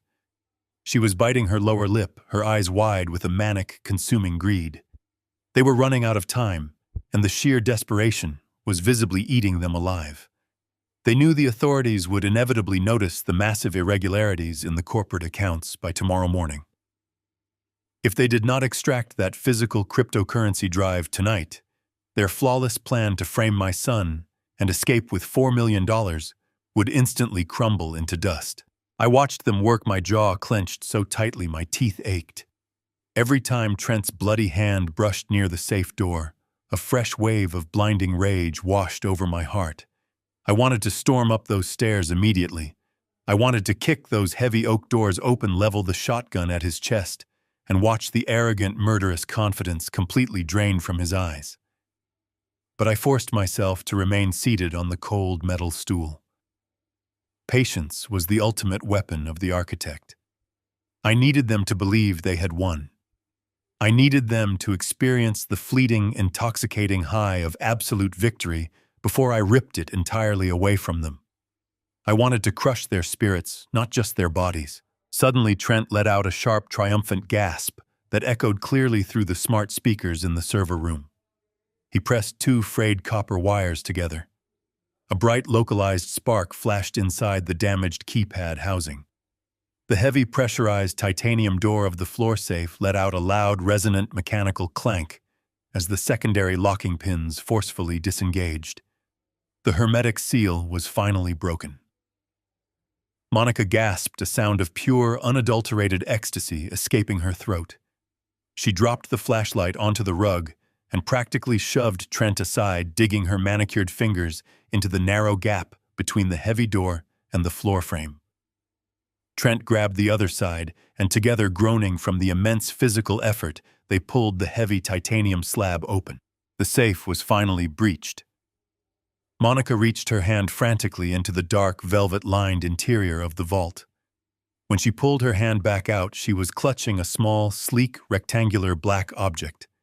It was the encrypted hardware wallet, the physical drive that held $4 million of my son's stolen corporate assets.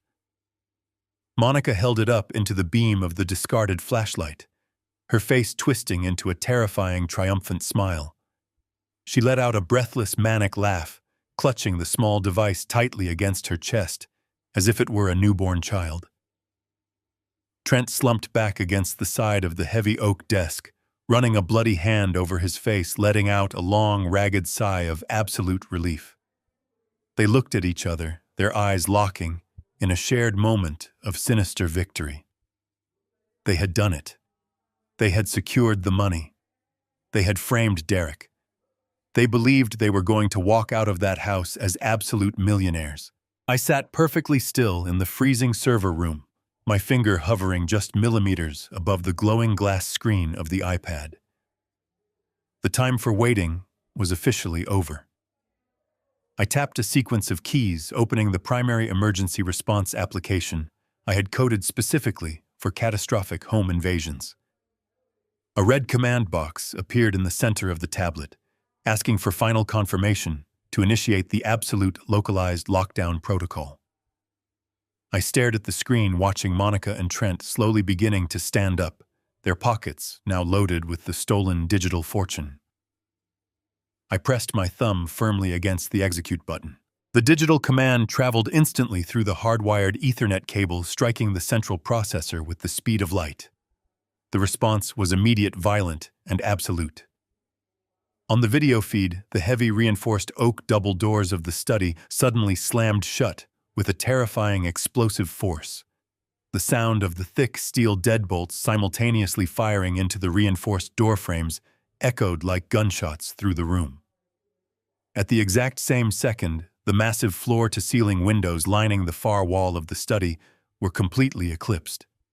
Thick, impenetrable sheets of solid steel security shutters deployed from their hidden compartments in the ceiling, crashing down over the glass with a deafening metallic roar that shook the entire foundation of the house. The heavy steel slats locked into their floor tracks with a loud mechanical thud, plunging the study into inescapable confinement. Trent and Monica instantly froze in place, the triumphant smiles completely vanishing from their pale faces. Trent spun around, his eyes darting frantically toward the heavy oak doors, then toward the solid walls of steel that now covered the windows. Monica dropped the hardware wallet onto the desk, her hands flying to her mouth in sudden paralyzing shock. They were entirely sealed inside a reinforced soundproof, bulletproof box. They could not break the glass. They could not force the doors. They had nowhere to run, nowhere to hide, and absolutely no way to escape their impending fate. I picked up my heavy pump-action shotgun from the utility crate, my eyes fixed coldly on the camera feed, as absolute terror finally consumed them both. I slung the heavy shotgun over my shoulder and watched the tablet screen for a few more seconds, letting the absolute panic marinate in the room above. Monica threw herself against the heavy oak doors. She clawed at the polished wood, her manicured nails scraping uselessly against the solid surface. She grabbed the brass handle and pulled with all her might, planting her feet on the hardwood floor, but the reinforced steel deadbolts held the door completely immovable.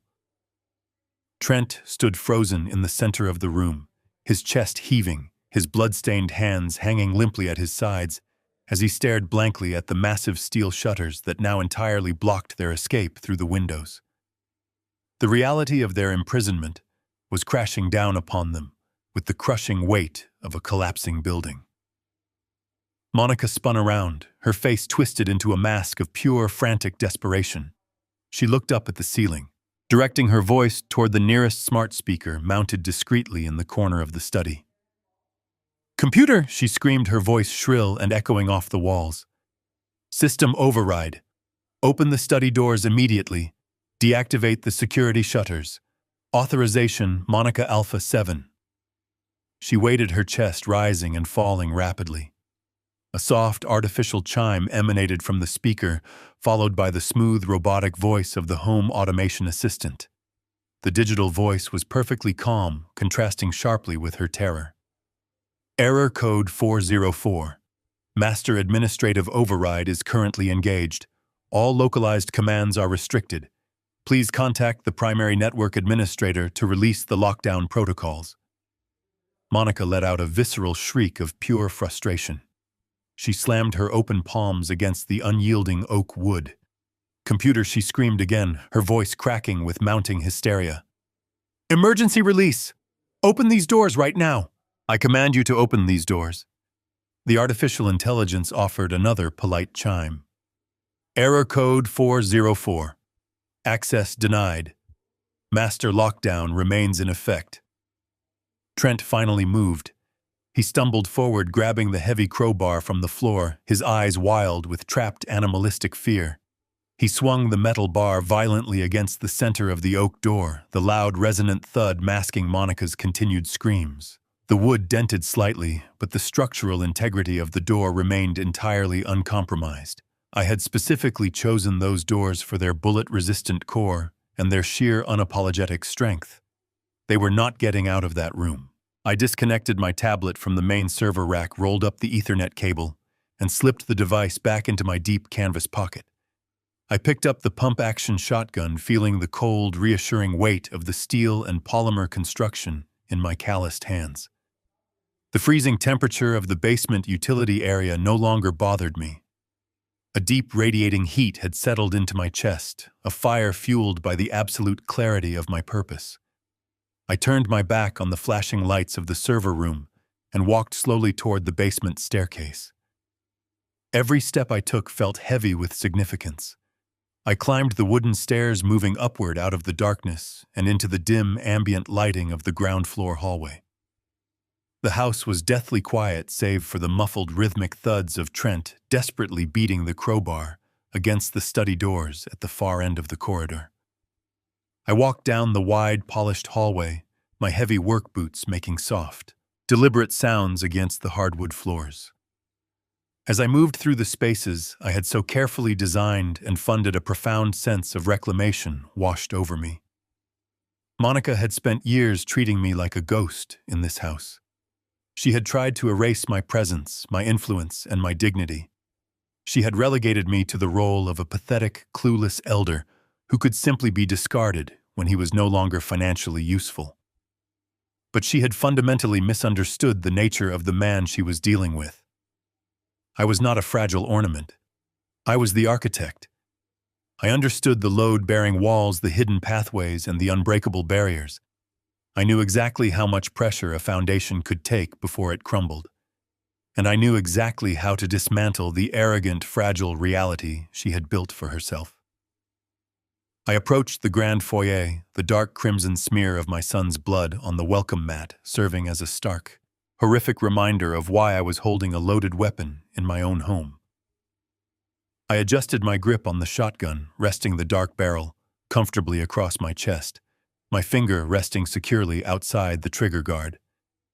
The muffled sounds of violence and screaming grew louder as I turned the final corner and stepped into the east wing corridor leading directly to Derek's private study. The heavy oak double doors stood at the very end of the hall. I had designed those doors with two narrow vertical panels of reinforced shatterproof glass running down the center of each wooden slab. It was a stylistic choice to allow natural light to flow into the hallway, but right now it served a much more powerful purpose. It provided a perfect, unobstructed viewing window into the prison I had just created. I stopped exactly 3 feet away from the thick glass panels. I stood perfectly still, a silent, imposing shadow, illuminated only by the faint emergency lighting of the corridor.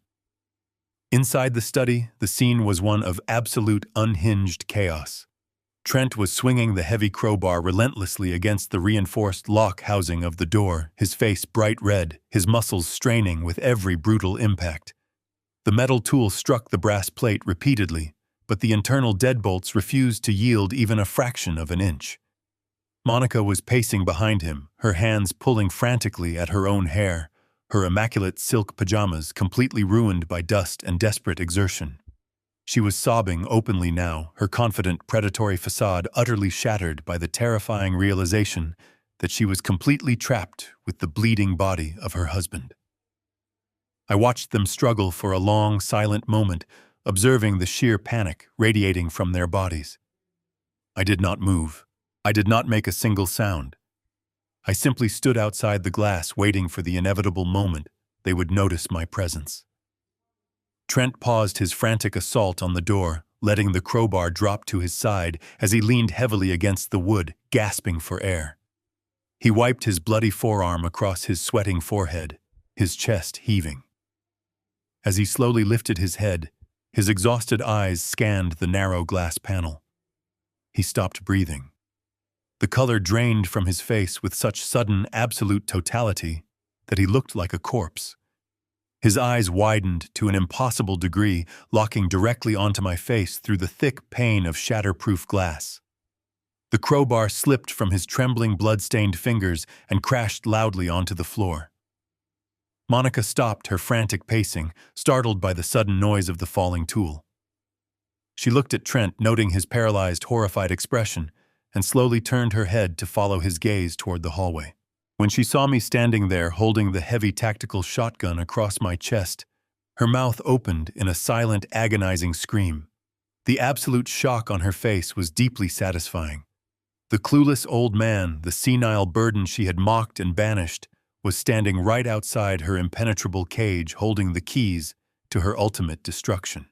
She took a slow, trembling step backward, her eyes darting from the dark, menacing barrel of the weapon to my cold, unforgiving face. She raised her hands defensively, pressing her back against the heavy desk where the hardware wallet sat uselessly. Trent remained frozen against the door, his breathing shallow, his mind desperately trying to comprehend how I had bypassed their flawless security grid. I reached forward slowly with my left hand and pressed the small square button on the wall-mounted intercom panel beside the doorframe. A sharp electronic beep echoed inside the study, signaling that the communication line was active. My voice was perfectly calm, a deep, resonant rumble that carried the full, devastating weight of my authority. It echoed clearly from the speakers inside their sealed tomb. "You put a lot of faith in technology, Monica," I stated, watching her flinch at the sound of my voice. "But you completely forgot who actually built this massive, impenetrable house. You wanted to steal my son's legacy and leave him broken on the floor." I reached into my canvas pocket, my fingers closing around a cold, rectangular object. I pulled my hand out and held the object up to the reinforced glass.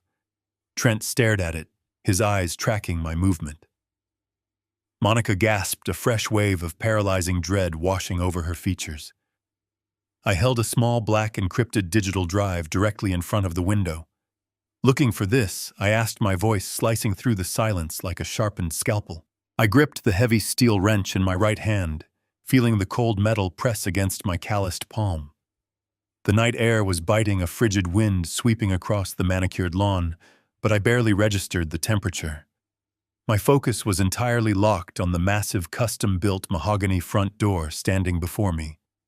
I had installed that very door 3 years ago. I knew its weight, its hinges, and the reinforced steel core hidden beneath the elegant wood finish. Taking a deep, steadying breath, I raised my left fist and pounded on the wood. The sound echoed like a gunshot through the silent, sleeping neighborhood. I did not knock like a polite visitor. I knocked like a man demanding answers. I pounded again, my knuckles stinging from the impact, the rhythmic thudding vibrating through the soles of my boots. I waited. 10 seconds passed, then 20. I was just about to raise my wrench and shatter the reinforced glass panel beside the door when I heard the distinct, heavy click of the interior deadbolt sliding back. The heavy mahogany door swung open inward, revealing the dimly lit grand foyer. Standing in the doorway was Monica. She did not look like a woman who had just been jolted awake by a frantic emergency. She looked impeccably put together, almost unnervingly composed. She was wearing a set of dark emerald silk pajamas that draped perfectly over her shoulders, looking as though she had just stepped out of a high-end catalog rather than a warm bed at 2 in the morning. Her hair was neat, falling in smooth waves past her collarbone, and her face held no trace of sleep or panic. Instead, her features were twisted into a mask of profound annoyance and condescension. She crossed her arms over her chest, leaning her weight against the doorframe, effectively blocking my view into the house. She stared at me for a long, suffocating moment, letting her gaze travel from my messy flannel shirt down to my scuffed work boots before finally settling on my face. She let out a dramatic, exasperated sigh. "Victor, what on earth are you doing here?" Her voice was a harsh, clipped whisper dripping with venom. "Do you have any idea what time it is? It is past 2 in the morning. Are you sleepwalking again? Have you completely lost your mind?" I stood my ground on the front porch, forcing my heart rate to slow down. I needed to see past her perfectly constructed facade. "Where is Lucas?" I demanded, my voice rough and gravelly from the cold. "I need to see my grandson right now. Get out of my way, Monica." Monica let out a sharp, mocking laugh, shaking her head as if dealing with a stubborn, unruly toddler. She did not step aside. She actually stepped forward, invading my personal space, her expensive, overwhelming floral perfume masking the natural scent of the cold night air. "You need to see Lucas," she repeated, her tone dripping with mock pity. "Victor, you are having an episode. You are standing on my porch in the middle of the freezing night, raving like a lunatic." Lucas is fast asleep in his bed upstairs. He had a glass of warm milk at 10 o'clock and has not made a sound since. You are not waking up my son because of your deteriorating mental state. Where is Derek? I pushed, refusing to let her change the subject. If Derek were here, he would have answered the door. Get my son down here right now. Monica rolled her eyes, her expression tightening into genuine anger. Derek is not here, Victor. He received an urgent call from his business partners at midnight. A massive corporate crisis with the overseas accounts. He had to pack a bag and drive straight to the regional airport for an emergency flight to Chicago. He is thousands of feet in the air right now, working himself to the bone to pay for this house while you are out here terrorizing his family. Now I am going to ask you one time to turn around, walk back to your rusty truck, and drive back to whatever miserable dream you woke up from." I stared at her, analyzing every micro-expression on her face. It was a masterpiece of manipulation. She was smooth, confident, and entirely convincing. If I had been just a confused old man, if I had not been holding the secret reality in my pocket, I might have actually believed her. I might have doubted my own sanity. But I could feel the burner phone resting heavy in the pocket of my denim pants. I knew the truth. Lucas was not asleep in his bed upstairs. Lucas was locked inside the reinforced concrete safe room in the basement, terrified for his life. And Derek was certainly not on a midnight flight to Chicago. Every instinct in my body screamed at me to pull out the phone, to shove the screen in her face and show her the emergency code. I wanted to push past her, storm down the hallway, and tear the basement door off its hinges. My grip tightened on the steel wrench hidden by my side. I could easily force my way inside, but the analytical engineering side of my brain kicked in cold and calculating. If I revealed the text message, Monica would instantly know that Lucas had a hidden phone. If I tried to fight my way in without knowing who else was inside the house, I could be walking into a deadly trap. Worse, if I caused a physical altercation right here at the front door, she could use Lucas as a hostage. She could lock the house down completely. I had to play this smart. I had to use her arrogant assumptions against her. She wanted to believe I was a weak, pathetic old man losing his grip on reality. I decided to give her exactly the performance she was expecting. I allowed my shoulders to slump forward, letting the tension drain out of my posture. I loosened my grip on the heavy steel wrench, letting it hang uselessly by my side. I widened my eyes, forcing a look of vulnerability and deep confusion onto my wrinkled face. I let my hands tremble slightly, a subtle shake that made me look fragile and lost in the dark. I swallowed hard, letting my voice waver. "Chicago," I mumbled, looking down at the ground, and then back up at her, blinking slowly, as if trying to process complex information. "He went to Chicago. But I thought I heard someone call for me. I thought Lucas needed me. I had this terrible dream, Monica. A terrible, vivid dream." Monica watched my transformation with a look of supreme satisfaction. The anger in her eyes was quickly replaced by a cold, triumphant cruelty. She had won. She had broken the annoying old man once again. She crossed her arms tighter, looking down her nose at me. "Your dreams are not my problem, Victor," she said, her voice dropping into a dangerous, threatening register. "Your dementia is getting completely out of hand. You are becoming a danger to yourself and a massive liability to this family. If you ever show up at my door in the middle of the night again, I will not hesitate to call the police. I will have you arrested for trespassing and harassment. I will file a permanent restraining order against you, and I will personally see to it that Derek puts you in a locked medical facility where you belong. You will never see Lucas again. Do you understand me? You are done here. Go home." I forced myself to nod slowly, acting completely defeated by her harsh words. I took a shaky step backward, retreating from the doorstep. "I am sorry, Monica," I whispered, keeping my head bowed. "I am so sorry. I must have gotten confused. Please do not tell Derek about this. I will go back home. I will not bother you again." Monica offered a chilling, satisfied smile. It was a smile devoid of any human empathy. "See that you do, Victor. Goodbye." Without another word, she stepped back into the grand foyer and firmly pushed the heavy mahogany door shut. I heard the sharp metallic clatter of the deadbolt sliding into place, followed by the secondary electronic lock engaging. The porch was plunged back into complete silence, leaving me standing alone in the biting cold. I kept my head down for a few more seconds, maintaining the charade, just in case she was watching me through the security peephole. I let out a ragged, trembling sigh, playing the part of the broken elder to absolute perfection. Slowly, I turned my body to walk back down the wide concrete steps toward the driveway. I shuffled my boots against the stone, keeping my movements sluggish and unsure. But as I took my first step away from the door, my eyes naturally fell to the ground, scanning the area illuminated by the faint moonlight filtering through the bare winter trees. My gaze locked onto the large woven welcome mat, resting just inches from the threshold. I stopped breathing. The air trapped in my lungs turned to ice. There, smeared across the textured fabric of the mat and trailing slightly onto the pristine gray concrete of the porch, was a dark, wet stain. It was thick and viscous, catching the dim light with a sickening, glossy sheen. It was not mud from the garden. It was not a spilled drink. My years working on rugged, dangerous construction sites had taught me exactly what that dark crimson hue looked like under the moonlight. It was blood. Fresh, wet blood. The smear was frantic, indicating that something heavy had been dragged roughly across the porch and hauled hastily into the house. A few distinct crimson droplets dotted the concrete near the edge of the mat, leading directly toward the heavy mahogany door Monica had just locked in my face. I stared at the dark stain, the image searing itself into my brain.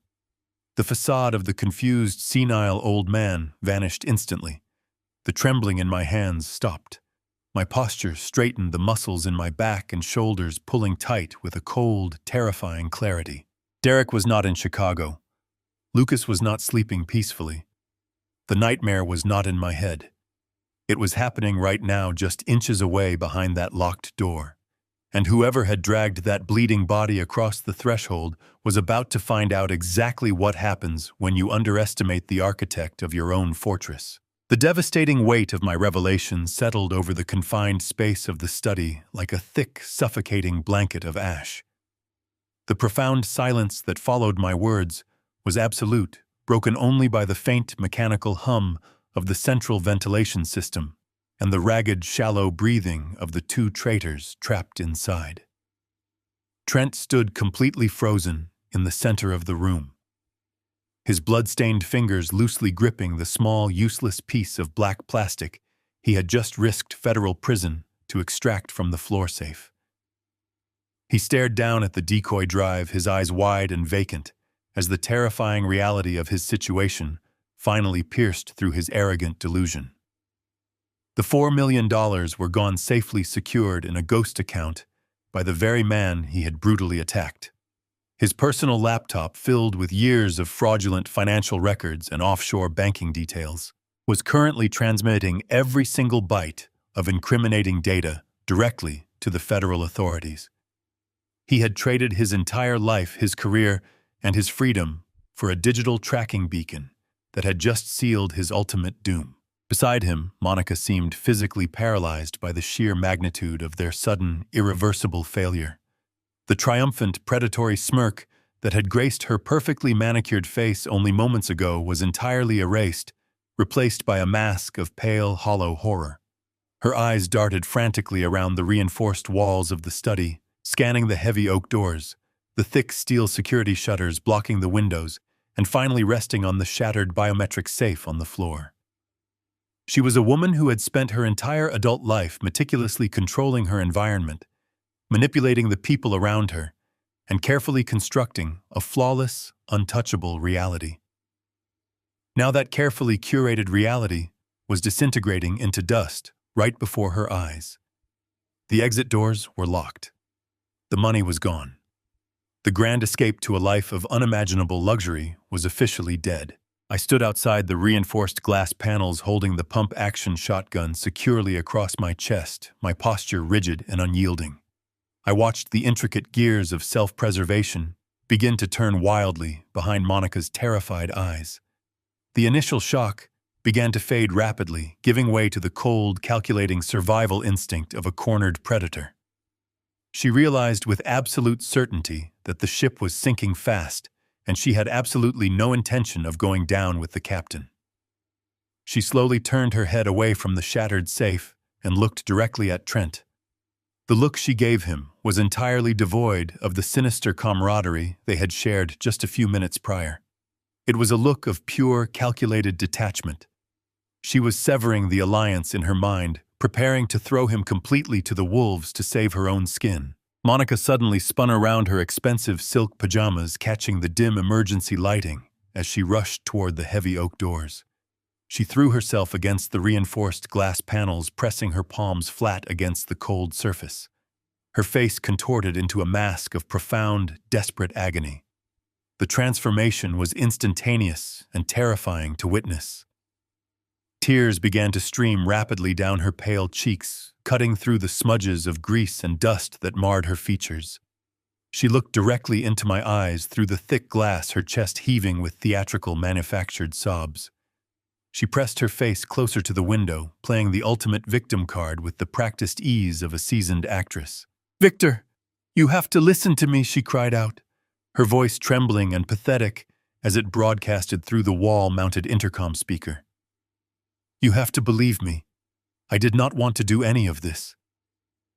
Trent forced me. He planned this entire horrific operation behind Derek's back.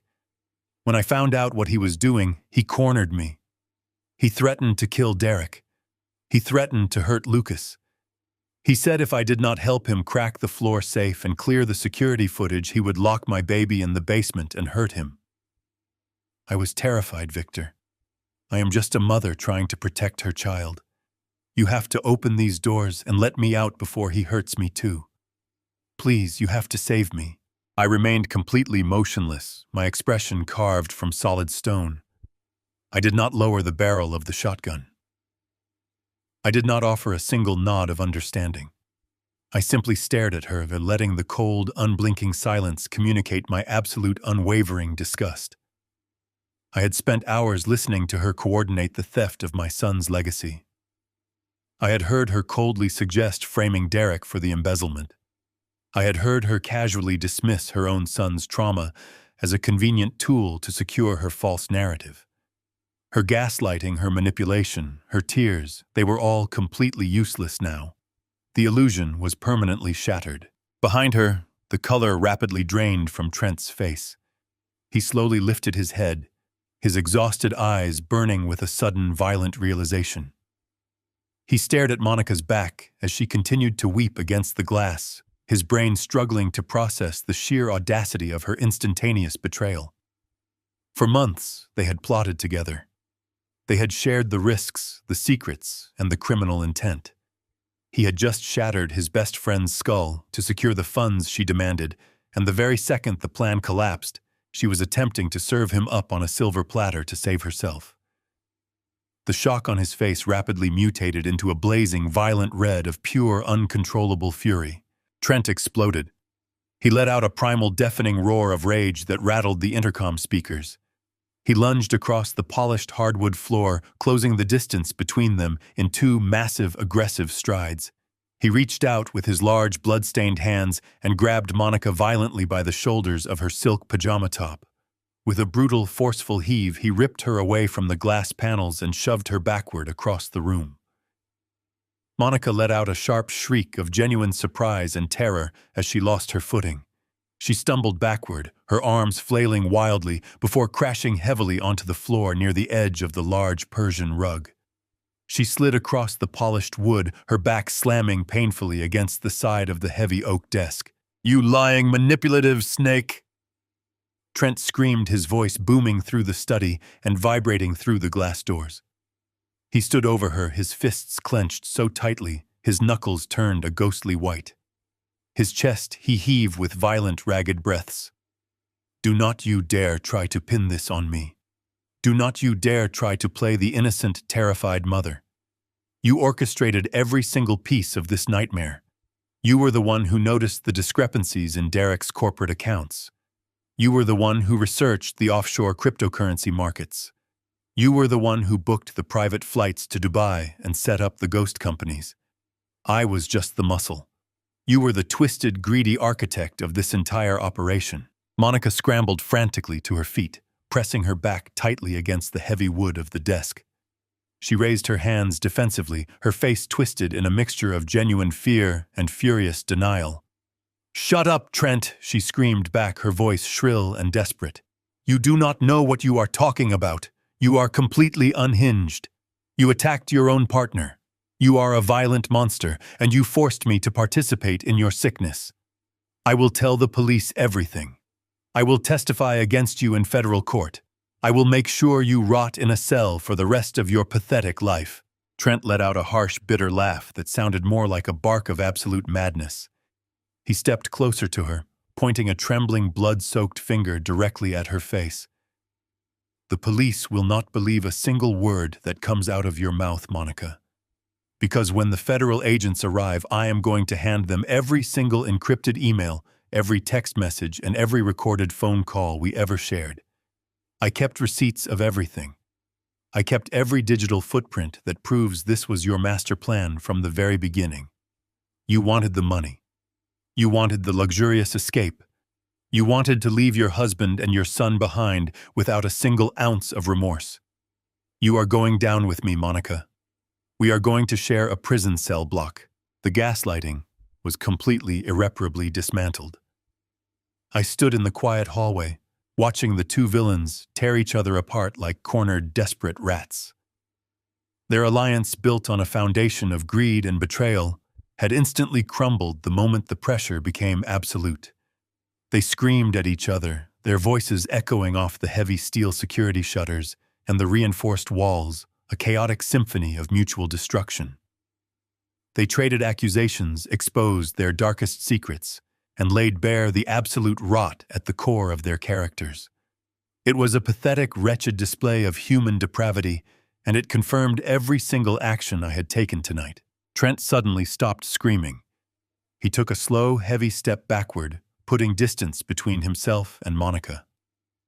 The violent, explosive energy seemed to rapidly drain from his posture, replaced by a dark, suffocating wave of profound realization.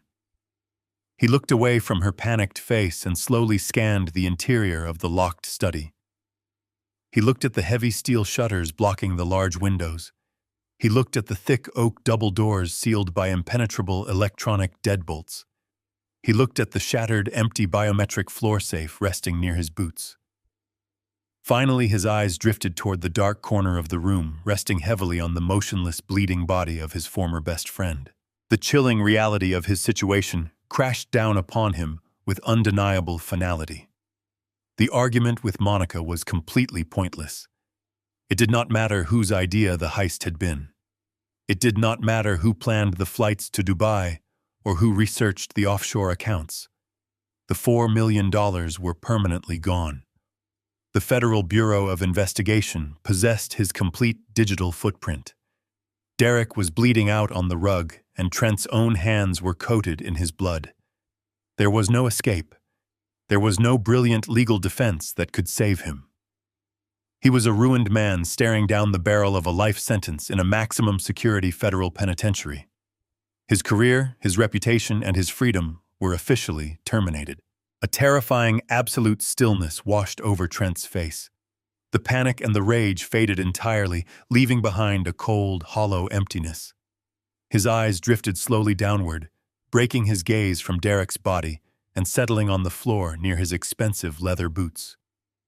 Resting on the polished hardwood, bathed in the dim, artificial light of the study, was the solid steel crowbar. It was heavy, brutal, and completely stained with the physical evidence of his ultimate betrayal. Trent stared at the metal tool for a long, quiet moment. The silence in the room became incredibly heavy, thick with a dangerous, unpredictable tension. He realized in that exact moment that he had absolutely nothing left to lose. The boundaries of law, consequence, and morality that no longer applied to a man who had already sacrificed his entire existence. He slowly bent his knees, reaching down with a steady, deliberate motion. His bloody fingers wrapped tightly around the textured grip of the heavy steel crowbar. He stood up straight, his shoulders pulling back as he lifted the heavy weapon to his side. He did not look at Monica. He did not look at the shattered safe. He turned his head slowly, locking his dark, hollow eyes directly onto my face through the narrow panels of reinforced glass. I tightened my grip on the pump-action shotgun, feeling the tension radiating from the man inside the cage. Trent began to walk. He moved slowly, deliberately, his heavy boots making slow, rhythmic thuds against the hardwood floor. He closed the distance between the center of the room and the heavy oak doors. His eyes never left mine. The sheer desperation in his gaze had fully mutated into a blinding, suicidal rage. He reached the doorframe and stopped. He raised the heavy steel crowbar high above his head, his muscles coiling tightly with malicious intent. With a violent, terrifying roar, he brought the solid metal bar crashing down with devastating force against the reinforced glass door, separating him from me. The devastating impact of the heavy solid steel crowbar against the reinforced glass panel sounded like a thunderclap, echoing through the quiet, dim corridor. A sharp, violent crack ripped through the tense air, immediately followed by the sickening sound of specialized structural layers beginning to yield under extreme concentrated pressure. I did not flinch. I did not take a single step backward. I stood perfectly still, my heavy boots planted firmly on the polished hardwood floor, absorbing the sheer visual violence of his assault without offering him the satisfaction of seeing me retreat. A massive, intricate spiderweb of jagged white lines erupted across the center of the transparent pane, radiating outward from the point of impact like a frozen, expanding star. The thick safety laminate sandwiched between the glass layers held the shattered fragments together, preventing the panel from instantly disintegrating into a shower of lethal shrapnel. I had personally specified this exact industrial-grade material for the study doors, knowing that a true safe room requires multiple layers of defense. Trent pulled the heavy metal bar back his chest, heaving with ragged, desperate breaths, his eyes burning with a blinding, suicidal fury. He was no longer a wealthy corporate executive trying to execute a sophisticated financial crime. He had devolved into a trapped, feral animal driven entirely by the primal consuming urge to destroy the man who had systematically dismantled his entire life. The pristine, elegant study had become a cage, and I was the warden standing calmly on the outside. He raised the crowbar higher this time, his knuckles turning a ghostly white, his facial muscles tight with the sheer physical exertion of his profound desperation. The sweat on his forehead mixed with the dark crimson stains, creating a horrific mask of pure panic. I slowly raised the dark, heavy barrel of the pump-action shotgun, bringing the tactical weapon up until the cold metal stock rested securely against the hollow of my shoulder. I aligned the front sight squarely with the center of the spider-webbed glass, pointing the devastating weapon directly at the center of Trent's heaving chest. I did not utter a single word. I did not need to issue any verbal warnings or dramatic threats. The cold, mechanical reality of the loaded firearm communicated my absolute, unwavering resolve far more effectively than any language ever could. If he swung that crowbar again, if he managed to compromise the final layer of the reinforced structural glass and break the physical barrier separating us, I would pull the trigger without a single moment of hesitation. I watched his eyes track the upward movement of the dark barrel. The flashing red lights from the server room behind me cast a dim, eerie glow over the matte finish of the steel. The blinding, unhinged rage burning in his pupils suddenly faltered, colliding violently with the cold, hard logic of immediate mortality. He was a desperate man, but standing mere inches away from the muzzle of a loaded tactical shotgun forces a profound biological pause in the human brain. The heavy metal crowbar hovered dangerously in the air above his shoulder, trembling slightly as his exhausted muscles strained against the heavy weight. We remained locked in that terrifying, breathless standoff, a silent battle of absolute wills separated by a single fractured sheet of laminated glass. The air in the hallway felt incredibly thick, heavy, with the metallic scent of adrenaline and impending violence. He knew that one wrong move would be his absolute last. Trent gritted his teeth, letting out a low, guttural growl of pure, unadulterated frustration that reverberated clearly through the intercom system. He tightened his grip on the steel handle, his body tensing, as he prepared to deliver the final shattering blow that would seal both of our fates. He shifted his weight, driving his boots into the Persian rug, ready to throw his entire body into the swing. He wanted to break the glass, pull me inside, and ensure that neither of us ever walked out of this house again. But in that exact suspended fraction of a second, just as the heavy crowbar began its violent descent, a new piercing sound sliced through the freezing silence of the winter night. It started as a faint, distant wail echoing across the dark suburban streets a high-pitched, mournful cry that rode upon the howling wind. Within seconds, the distant sound amplified, multiplying and rising in pitch, until it became a deafening, overlapping chorus of blaring emergency sirens. The noise tore through the quiet, affluent neighborhood, shattering the peaceful facade of the massive estate. The wailing sirens grew exponentially louder, signaling the rapid, aggressive approach of multiple police cruisers racing down the main avenue and swerving violently onto the private driveway. The profound, inescapable reality of the sound washed over the trapped occupants of the study. The authorities had not just been notified. They were already here, swarming the perimeter of the property in massive numbers. The digital tracking beacon I had planted inside the decoy drive had done its job perfectly, alerting the Federal Financial Crimes Unit, while the silent alarm I triggered from the basement server room had simultaneously dispatched the local emergency response teams. The trap was completely, irrevocably shut. The visual confirmation of their absolute ruin arrived a single heartbeat later. Sharp, intense flashes of bright red and blinding blue light began to violently strobe outside the property, cutting through the freezing darkness of the manicured front lawn. The intense, rotating emergency lights bled through the tiny, narrow ventilation gaps in the heavy steel security shutters that I had locked down over the massive study windows. The rhythmic, aggressive flashing painted the dark walls of the study in alternating shades of chaotic crimson and electric blue, casting long, frantic shadows across the polished hardwood floor. The dark room was instantly transformed into a spinning, disorienting nightmare of flashing police lights, illuminating the sheer horror painted on their faces. The heavy, blood-stained metal crowbar slipped from Trent's trembling fingers. The metal tool crashed heavily onto the floor, bouncing once before rolling harmlessly against the solid wooden base of the heavy oak desk. The fight completely drained out of his body, leaving nothing but a hollow, empty shell of a broken man. His knees buckled under the crushing, undeniable weight of his total failure. He slowly sank to the floor, his back sliding down the side of the heavy wooden door until he was sitting on the polished floorboards, completely defeated. He brought his hands up to his face, burying his head in his blood-stained palms, letting out a ragged, pitiful sob that was entirely drowned out by the deafening, overlapping wail of the approaching sirens outside.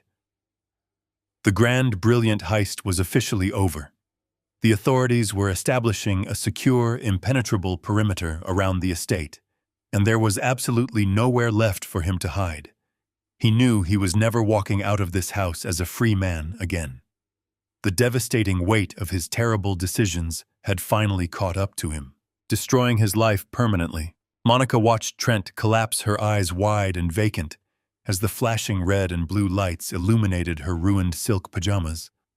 The cold, calculating predator that had confidently stepped over her bleeding husband just an hour ago was completely gone. The arrogant woman who had banished me from this property was entirely erased. She stumbled forward, pushing past Trent's defeated form, and threw herself violently against the fractured glass panel. She dropped heavily to her knees, the sharp impact echoing softly against the wood. She pressed her pale, tear-streaked face directly against the cold, spider-webbed glass, her manicured hands slapping desperately against the solid barrier separating us. The flashing emergency lights from outside cast a terrifying, chaotic glow over her weeping features, highlighting the absolute destruction of her pristine facade. "Victor, please," she sobbed, her voice cracking with a high-pitched, pathetic desperation that leaked loudly through the intercom speaker into the quiet hallway. She looked up at the dark barrel of the shotgun, then directly into my cold, unforgiving eyes. "Please, you have to unlock these doors. You have to let me out right now before the police officers come inside. They are going to take me away from my beautiful home. They are going to put me in a cage for the rest of my life. You cannot let them take me, Victor. I am the mother of your precious grandson. I am the woman who takes care of your only son. I made a terrible, stupid mistake, but I swear I can fix it. I will do whatever you want. I will give you anything you ask for. I will leave this city tonight and never bother you again. Just press the override button and open the doors before they break into the house. I am begging you to show me some mercy." Please, Victor. I am family. You cannot do this to me. I stared at the weeping woman pressed against the glass. Her definition of family was a convenient tool she wielded when her survival was on the line. She had just spent the last 3 hours plotting to frame my son, lock away my grandson, and escape with millions, yet she dared to invoke the sacred bond of family. I did not dignify her pathetic pleas with a response. I kept the shotgun perfectly still, my face an impenetrable mask of cold granite. The flashing red and blue lights outside intensified, throwing chaotic, jagged shadows across the polished hardwood floor of the corridor. Suddenly, the profound silence of the house was shattered by a deafening, explosive crash from the ground floor. The heavy mahogany front door Monica had smugly locked earlier was violently breached by a tactical battering ram. The sheer force of the impact resonated through the foundation, vibrating up through the soles of my boots. A chorus of commanding voices flooded the grand foyer. Heavy tactical boots pounded against the imported Italian tile, moving with military precision and aggressive speed. They had responded to a silent distress signal indicating a violent home invasion and corporate theft. The cavalry had officially arrived. I listened intently as the chaotic symphony of shouted orders and clanking tactical gear echoed up the grand staircase. They were clearing the ground floor in seconds, moving like a coordinated wave of absolute authority. Beams of blinding white light sliced through the darkness of the second-floor hallway. The officers reached the top of the stairs, fanning out to secure the perimeter. One of the tactical flashlights swept down the east wing corridor, its brilliant beam instantly locking onto my imposing figure, standing completely still in the shadows. I was holding a tactical pump-action shotgun across my chest, wearing a dusty, sweat-stained flannel shirt, standing directly outside a locked study where a woman was visibly sobbing against the glass. From their highly trained perspective, the narrative was immediately obvious and entirely terrifying. I was the clear, undeniable threat. Drop the weapon right now. A loud, authoritative voice boomed down the hallway, echoing off the high ceilings and carrying the unmistakable promise of lethal force. Do not move a single muscle. Keep your hands exactly where we can see them. Drop the firearm to the floor immediately. The intense beams from 3 separate tactical rifles focused directly on my chest, blinding me temporarily. I could hear the sharp metallic clicks of automatic weapons switching off safety. The tension in the narrow corridor spiked to an unbearable level. The officers were operating on pure adrenaline, reacting to a highly volatile situation where every fraction of a second mattered. If I flinched, if I made a sudden, unpredictable movement, or if I failed to comply with their strict instructions, they would open fire without a single moment of hesitation. I had survived this horrific night through careful planning and immense patience, and I was not going to let a tragic misunderstanding end my life on the very finish line. I moved with deliberate, agonizing slowness, ensuring that every physical action was telegraphed and completely non-threatening. I slowly raised my left hand, opening my palm, to show I was not reaching for the trigger. I lowered my right hand, allowing the heavy barrel of the shotgun to dip safely toward the hardwood floor. I bent my knees, maintaining constant eye contact with the blinding lights at the end of the hallway, and gently placed the weapon onto the polished wood. The metal clattered softly, a sound of absolute surrender. I slowly stood back up, raising both of my empty hands high above my head, fingers spread wide apart. I am completely unarmed, I stated clearly, keeping my voice steady, loud, and devoid of aggression. The weapon is secured on the ground. I am fully cooperating with your instructions. 2 heavily armed officers advanced rapidly down the corridor, their weapons remaining strictly trained on my center of mass. They moved with cautious, tactical efficiency, their heavy boots thudding against the floorboards. One officer swiftly kicked the shotgun far down the hallway, entirely out of my reach, while the other kept his rifle leveled at my chest. Keep your hands raised and interlock your fingers behind your head. The lead officer commanded, his voice tight with adrenaline. Turn around slowly and face the wall. Do not make any sudden movements. I followed his instructions perfectly, turning my back to the officers and facing the smooth, painted drywall. I interlocked my thick fingers behind my head, feeling the cold, hard reality of the situation taking its natural course. I was temporarily the primary suspect, a dangerous intruder caught in the act. But I knew this was merely a required step in the grand final performance. The truth was about to be unleashed. The officers quickly assessed the situation, their flashlights panning over the fractured spider-webbed glass of the study doors. They could see Monica kneeling on the floor inside, weeping hysterically, her silk pajamas covered in dirt and grease. They could see Trent slumped against the desk, his hands stained dark with blood. The officers immediately recognized a hostage scenario. "Open these doors immediately," the lead officer shouted, gesturing toward the heavy electronic keypad mounted on the wall. "I cannot open it manually from this side," I replied calmly, my voice muffled as I faced the wall. "The localized power grid is locked out, but I have the master administrative override on the tablet in my left pocket. I can release the magnetic strike plates remotely." The officer hesitated, exchanging a quick, wary glance with his partner, before finally nodding. "Do it very slowly," he ordered, keeping his weapon raised. "Use 2 fingers only." I carefully lowered my left hand, reaching into the deep canvas pocket of my pants, and pulled out my battered iPad. I brought the screen up to my face, tapped the red emergency command box, and executed the release protocol. A loud, heavy mechanical thud echoed through the hallway as the thick steel deadbolts violently retracted into the doorframes. The impenetrable magnetic seal was officially broken. The heavy oak doors swung open, creaking slightly on their hinges. The moment the physical barrier was removed, Monica instantly transformed.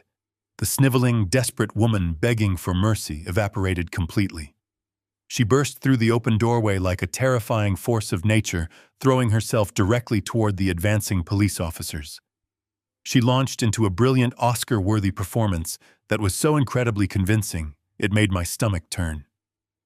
She sobbed violently, her chest heaving, tears streaming relentlessly down her pale cheeks as she pointed a shaking, accusatory finger directly at my back. "He is completely crazy," she screamed, her voice laced with absolute manufactured terror. "Please, you have to help us. He broke into our house. He attacked my husband. He beat Derek with a metal bar and left him bleeding on the floor. He locked us inside this room and held us hostage with that horrible gun. You have to arrest him right now." Her performance was a masterpiece of emotional manipulation. She weaponized her vulnerability, playing the traumatized, helpless wife to perfection. The officers, already primed by the shotgun and the blood inside the study, reacted exactly as she intended. A fiercely aggressive officer stepped forward, his face tight with righteous anger. He did not ask for a statement. He simply acted on the visual evidence and the pleas of a weeping mother. The young officer grabbed my right arm with rough, violent force. He twisted my wrist behind my back, shoving my chest hard against the drywall. "You are under arrest," he barked, his voice filled with contempt as he pulled heavy steel handcuffs from his tactical belt. "You have the right to remain silent." I did not resist. I felt the cold, biting steel of the cuffs ratcheting tightly around my wrists. I pressed my cheek against the wall, breathing slowly. As the officer forcefully turned my body around to face the hallway, I caught a fleeting glimpse of Monica standing safely behind the protective wall of the police officers. Tears were still flowing down her cheeks, and she was clutching her chest as if struggling to breathe. But as the young officer pushed my head down, forcing me to look at the floor, Monica caught my eye. The terrified, weeping victim vanished for exactly 1 fraction of a second. She tilted her head slightly, staring directly into my eyes from behind the officer's shoulder, and delivered a slow, smug, victorious smirk. She believed she had won. She believed her sociopathic lies had successfully manipulated the authorities, framing the clueless old man to cover her own monstrous crimes. I lowered my gaze to the hardwood floor, feeling the heavy metal handcuffs securing my wrists. I did not say a word to defend myself, because I knew her spectacular performance was the absolute final nail in her miserable coffin. The cold metal of the handcuffs bit sharply into my wrists as the young officer held me firmly against the wall. The hallway was a chaotic symphony of heavy breathing radio static and the frantic manufactured sobbing of the woman who had just condemned my son to death. Monica continued her theatrical weeping, burying her face into her hands, playing the fragile, traumatized victim to absolute perfection.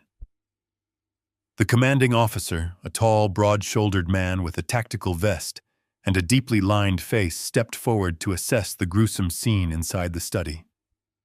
He then took one look at Derek's motionless, bleeding body on the Persian rug and immediately began barking orders into his shoulder microphone, demanding an emergency medical team to the second floor. Trent remained slumped against the heavy oak desk, completely paralyzed by fear, offering no resistance as two other heavily armed officers moved in to secure him. The commanding officer turned his sharp, evaluating gaze toward me. He looked at my dusty flannel shirt, my worn work boots, and the calm, unwavering expression on my face. It was a look of pure, clinical judgment. He saw a violent intruder, an unstable old man who had shattered the peace of a wealthy suburban estate. He opened his mouth, likely to read me my rights, but I did not give him the opportunity to speak. "Officer," I said, my voice cutting through the chaotic noise of the hallway with a deep, resonant clarity that commanded immediate attention. "I know exactly what this situation looks like from your perspective. But before you place me in the back of a squad car and allow that woman to spin a web of complete fabrication, I need you to do exactly one thing. I need you to walk 10 steps down this corridor, step into the main living room, and look directly at the 85-inch television screen mounted above the stone fireplace." The commanding officer frowned, his thick eyebrows knitting together in a mix of confusion and deep annoyance. He was accustomed to suspects yelling, denying, or fighting back. He was not accustomed to a handcuffed septuagenarian issuing calm, precise instructions about home entertainment systems in the middle of an active, bloody crime scene. "You do not get to dictate the terms of this investigation, sir," he replied sharply, stepping closer to me. "You are under arrest for aggravated assault and home invasion. You need to remain completely silent." I did not break eye contact with him. I held his gaze with the unwavering iron certainty of a man who held the absolute truth. "I am not dictating terms," I said, keeping my tone perfectly level and devoid of any defensive panic. "I am offering you the undeniable objective truth of what happened in this house over the last 2 hours. If you want to know who brutally attacked the man bleeding on that floor, and if you want to know the exact location of a 12-year-old boy who is currently in extreme danger, you will look at that screen." The mention of a child in danger caused a visible shift in the commanding officer's demeanor. The rigid protocol-driven wall cracked just a fraction of an inch. He glanced over his shoulder toward the vast, open living area adjacent to the corridor. The massive television screen was currently a blank, dark rectangle resting above the modern fireplace. He looked back at me, his eyes narrowing with deep suspicion. "What exactly is on that screen?" he demanded, his hand resting cautiously on his holstered sidearm. "The proof," I replied simply. "My hands are restrained behind my back, officer. But if you look at the Apple Watch on my left wrist, you will see a large glowing green icon in the center of the digital face. I need you to reach out and tap that icon. It is a secure, localized casting protocol. It will wirelessly transmit a downloaded video file from my encrypted server directly to that television. Tap the screen, officer. You owe it to the man bleeding on the floor to see the truth." Monica suddenly stopped her theatrical sobbing. The mention of the video file, the encrypted server, and the television screen pierced through her manufactured panic like a frozen dagger. The smug, victorious smirk that had graced her face just moments ago instantly vanished, replaced by a sudden, terrifying realization. She realized that the clueless old man had not just broken into the house with a shotgun. He had been navigating the digital infrastructure. She took a step forward, her voice rising in genuine, unscripted panic. "Do not listen to him!" she shrieked, waving her hands frantically at the commanding officer. He is crazy. He is a hacker. He is trying to trigger a bomb or a trap. Do not touch anything he is wearing. Just get him out of my house." Her sudden, frantic desperation was the final catalyst. The commanding officer, a man who relied heavily on reading human behavior, noticed the massive jarring shift in her demeanor. He recognized the stark difference between the trauma of a victim and the desperate cornered panic of a liar losing control of her narrative. He looked at Monica, then back at me. He stepped forward, reaching out toward my bound wrists. He found the glowing face of the smartwatch securely fastened to my arm. The green icon pulsed steadily in the dim light of the hallway. Without saying another word, he pressed his index finger firmly against the glass screen. A sharp digital chime echoed through the expansive living room as the massive 85-inch television instantly flared to life. The heavy darkness of the room was pushed away by the bright, pristine 4K resolution of the security footage I had extracted directly from the hidden server room. The audio kicked in a fraction of a second later, perfectly synced and incredibly loud, broadcasting through the high-fidelity surround sound speakers, mounted invisibly in the ceiling. The hallway fell dead silent. The officers Trent, Monica, and I all turned our heads toward the massive screen. The video started exactly 2 hours ago. It showed the interior of the study in crystal-clear, horrifying detail. The high-definition color footage captured my son Derek sitting behind his heavy oak desk, looking incredibly stressed as he typed on his laptop. The heavy study doors opened, and Trent walked in holding the solid steel crowbar hidden partially behind his back. The audio captured their voices with terrifying clarity. Derek confronted Trent about the missing $4 million, demanding answers about the fraudulent accounts. The argument escalated rapidly, and then the entire police force watched in absolute stunned silence as Trent raised the heavy metal bar and brought it crashing down against the side of Derek's head with a sickening, brutal impact.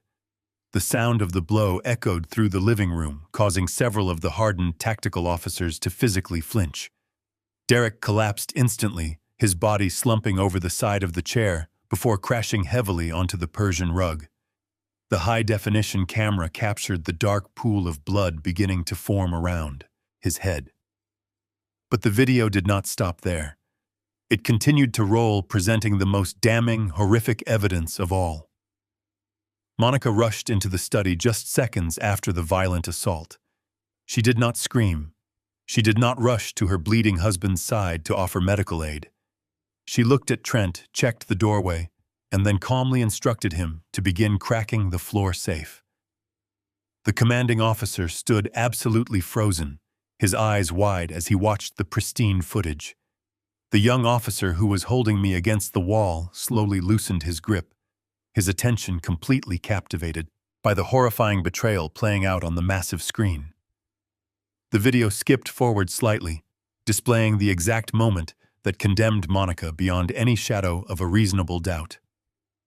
The audio blared through the house, capturing her cold, calculated voice as she stepped callously over her husband's dying body. "I will tell the detectives that Derek lost his mind," the digital version of Monica declared to the room. "I will tell them my husband became completely unhinged when I confronted him about the missing $4 million. I will say he attacked me, grabbed the cash, and fled the night." The real Monica stood paralyzed, watching her own treacherous words seal her ultimate doom. Her flawless facade crumbled into dust. The commanding officer slowly turned his furious gaze toward her. "Release him," he ordered the young cop. The heavy steel handcuffs instantly fell away from my wrists. The commanding officer unholstered his weapon, his movement violently fast. "Take them down!" he roared, his voice booming with undeniable authority. 3 tactical officers bypassed me completely, charging directly at the traitors. They slammed Monica and Trent face first onto the polished hardwood floor, securing their wrists in cold steel as justice reigned. The steel handcuffs hitting the floor echoed with finality. The commanding officer pivoted away from the shattered traitors, shouting coordinates into his radio, calling for the trauma medics waiting outside. Within seconds, emergency medical technicians swarmed through the shattered mahogany front door, lugging red trauma bags and a stretcher.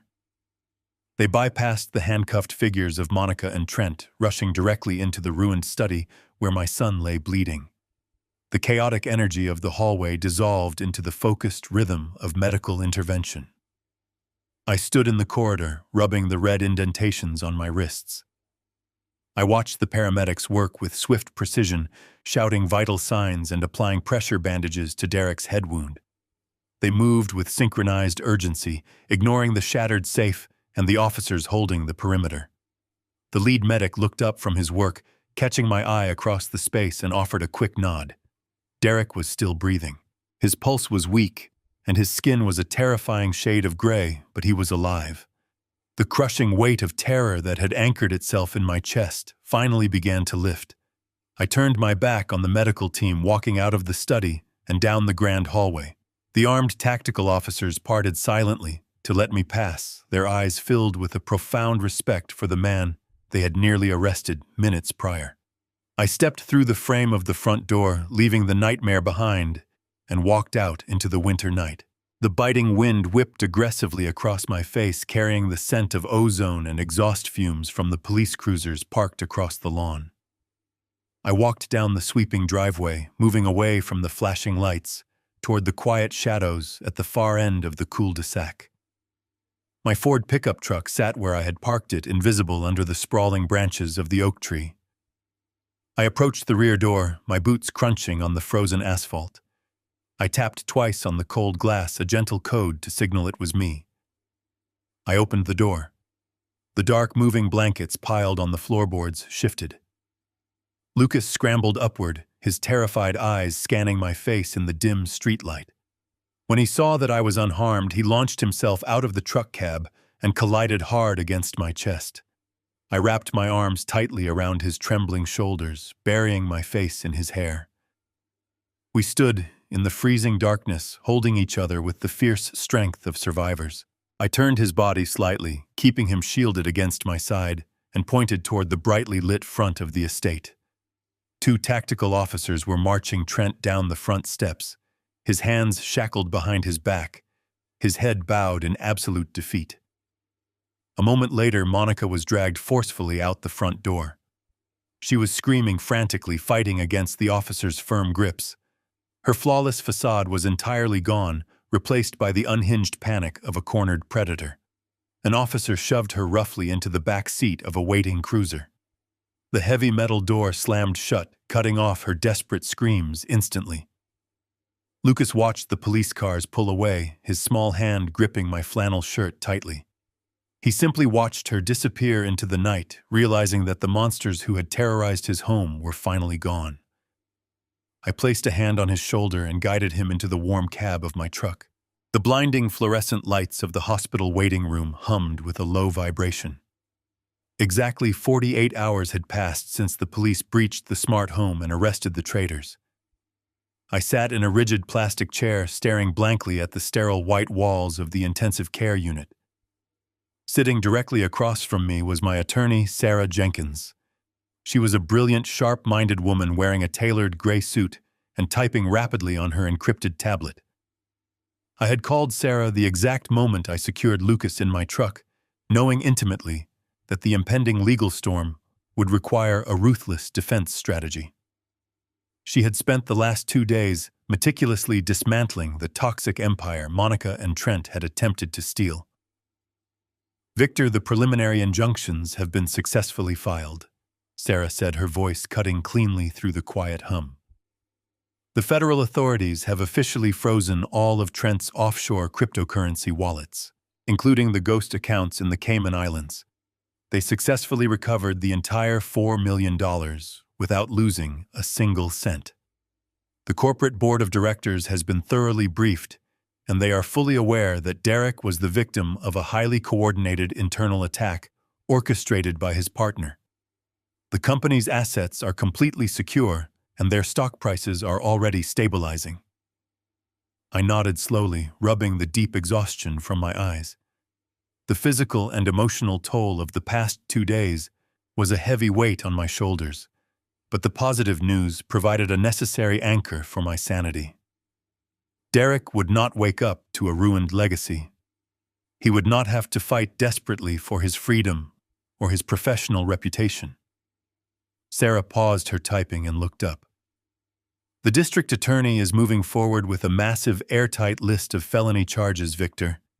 Attempted murder, corporate espionage, grand larceny wire fraud, and severe child endangerment.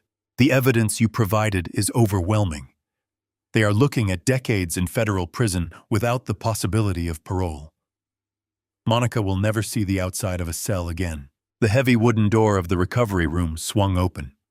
A tired trauma surgeon stepped into the hallway. He looked at me and offered a reassuring smile. "He is awake," the surgeon announced, his voice carrying the calm authority of a man who dealt in miracles every day. The dangerous swelling around his cranial fracture has decreased significantly.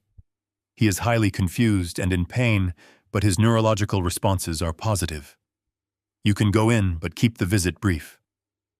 I stood up and walked past the surgeon into the quiet recovery room. The steady beeping of the cardiac monitor provided a comforting soundtrack.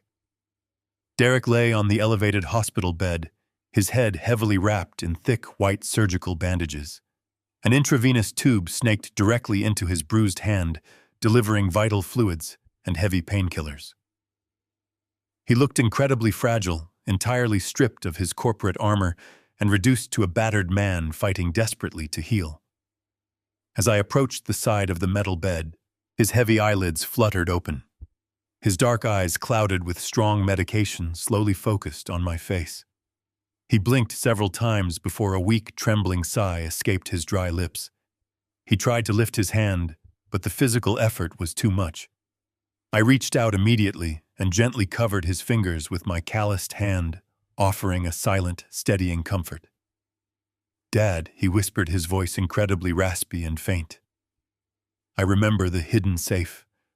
I remember Trent hitting me from behind. He closed his eyes tightly, a single tear slipping down his bruised cheek. I thought I was going to die on that floor alone. I thought they were going to take absolutely everything we built. I squeezed his hand, gently leaning closer so he could hear me clearly. "They did not take anything." "Derek," I replied softly, ensuring my voice carried absolute certainty. "I locked them securely inside your study. The tactical police arrested them both on the spot. The $4 million are completely safe in the Ghost account, and Lucas is staying comfortably at my house unharmed and perfectly secure." Derek opened his eyes again, staring at me with a profound, overwhelming realization. He understood in that exact moment that the father he had allowed his arrogant wife to banish had willingly stepped directly into the fire to save his life and his entire world. "Thank you." He choked out, his voice breaking completely with genuine remorse. "I am so incredibly sorry for everything I allowed to happen." I offered him a small forgiving smile, letting him know without words that the long, difficult healing process could finally begin. I squeezed his hand one last time before stepping back. I stepped out of the recovery room, pulling the door shut behind me. Sarah was waiting patiently in the hallway, holding a crisp white envelope in her hands. Her sharp features were drawn tight, with deep, unmistakable annoyance. She extended her arm, holding the envelope out toward me. "A courier dropped this off from the lockup," she stated, her tone dripping with professional disdain. "It is an emergency visitor request. Monica is completely desperate in her cell. She is begging to see you in person before her formal arraignment tomorrow morning. She claims she has a massive game-changing piece of leverage, something critical about the company that Trent hid from both of you, and she wants to strike a deal." I took the envelope, staring coldly at her name written on the front. I looked down at the envelope in my hand, the thick paper feeling oddly heavy against my skin. Monica was trapped in a cold, concrete box, stripped of her silk pajamas, her designer jewelry, and her carefully constructed life of privilege. She was reduced to a drab, standard-issue orange jumpsuit, a uniform that perfectly matched her hollow, decaying spirit. She was desperate, terrified of the long, gray years that stretched out before her, and she was clearly fishing for a lifeline. She thought she could bait me one last time with the promise of some hidden corporate secret, some piece of leverage she claimed Trent had concealed from us. It was a classic pathetic move from her dwindling arsenal of manipulations. I turned the envelope over in my hands, feeling the sharp corner of the paper against my thumb. Sarah watched me with a cautious expression, waiting to see if I would fall for the bait. I did not need to open it.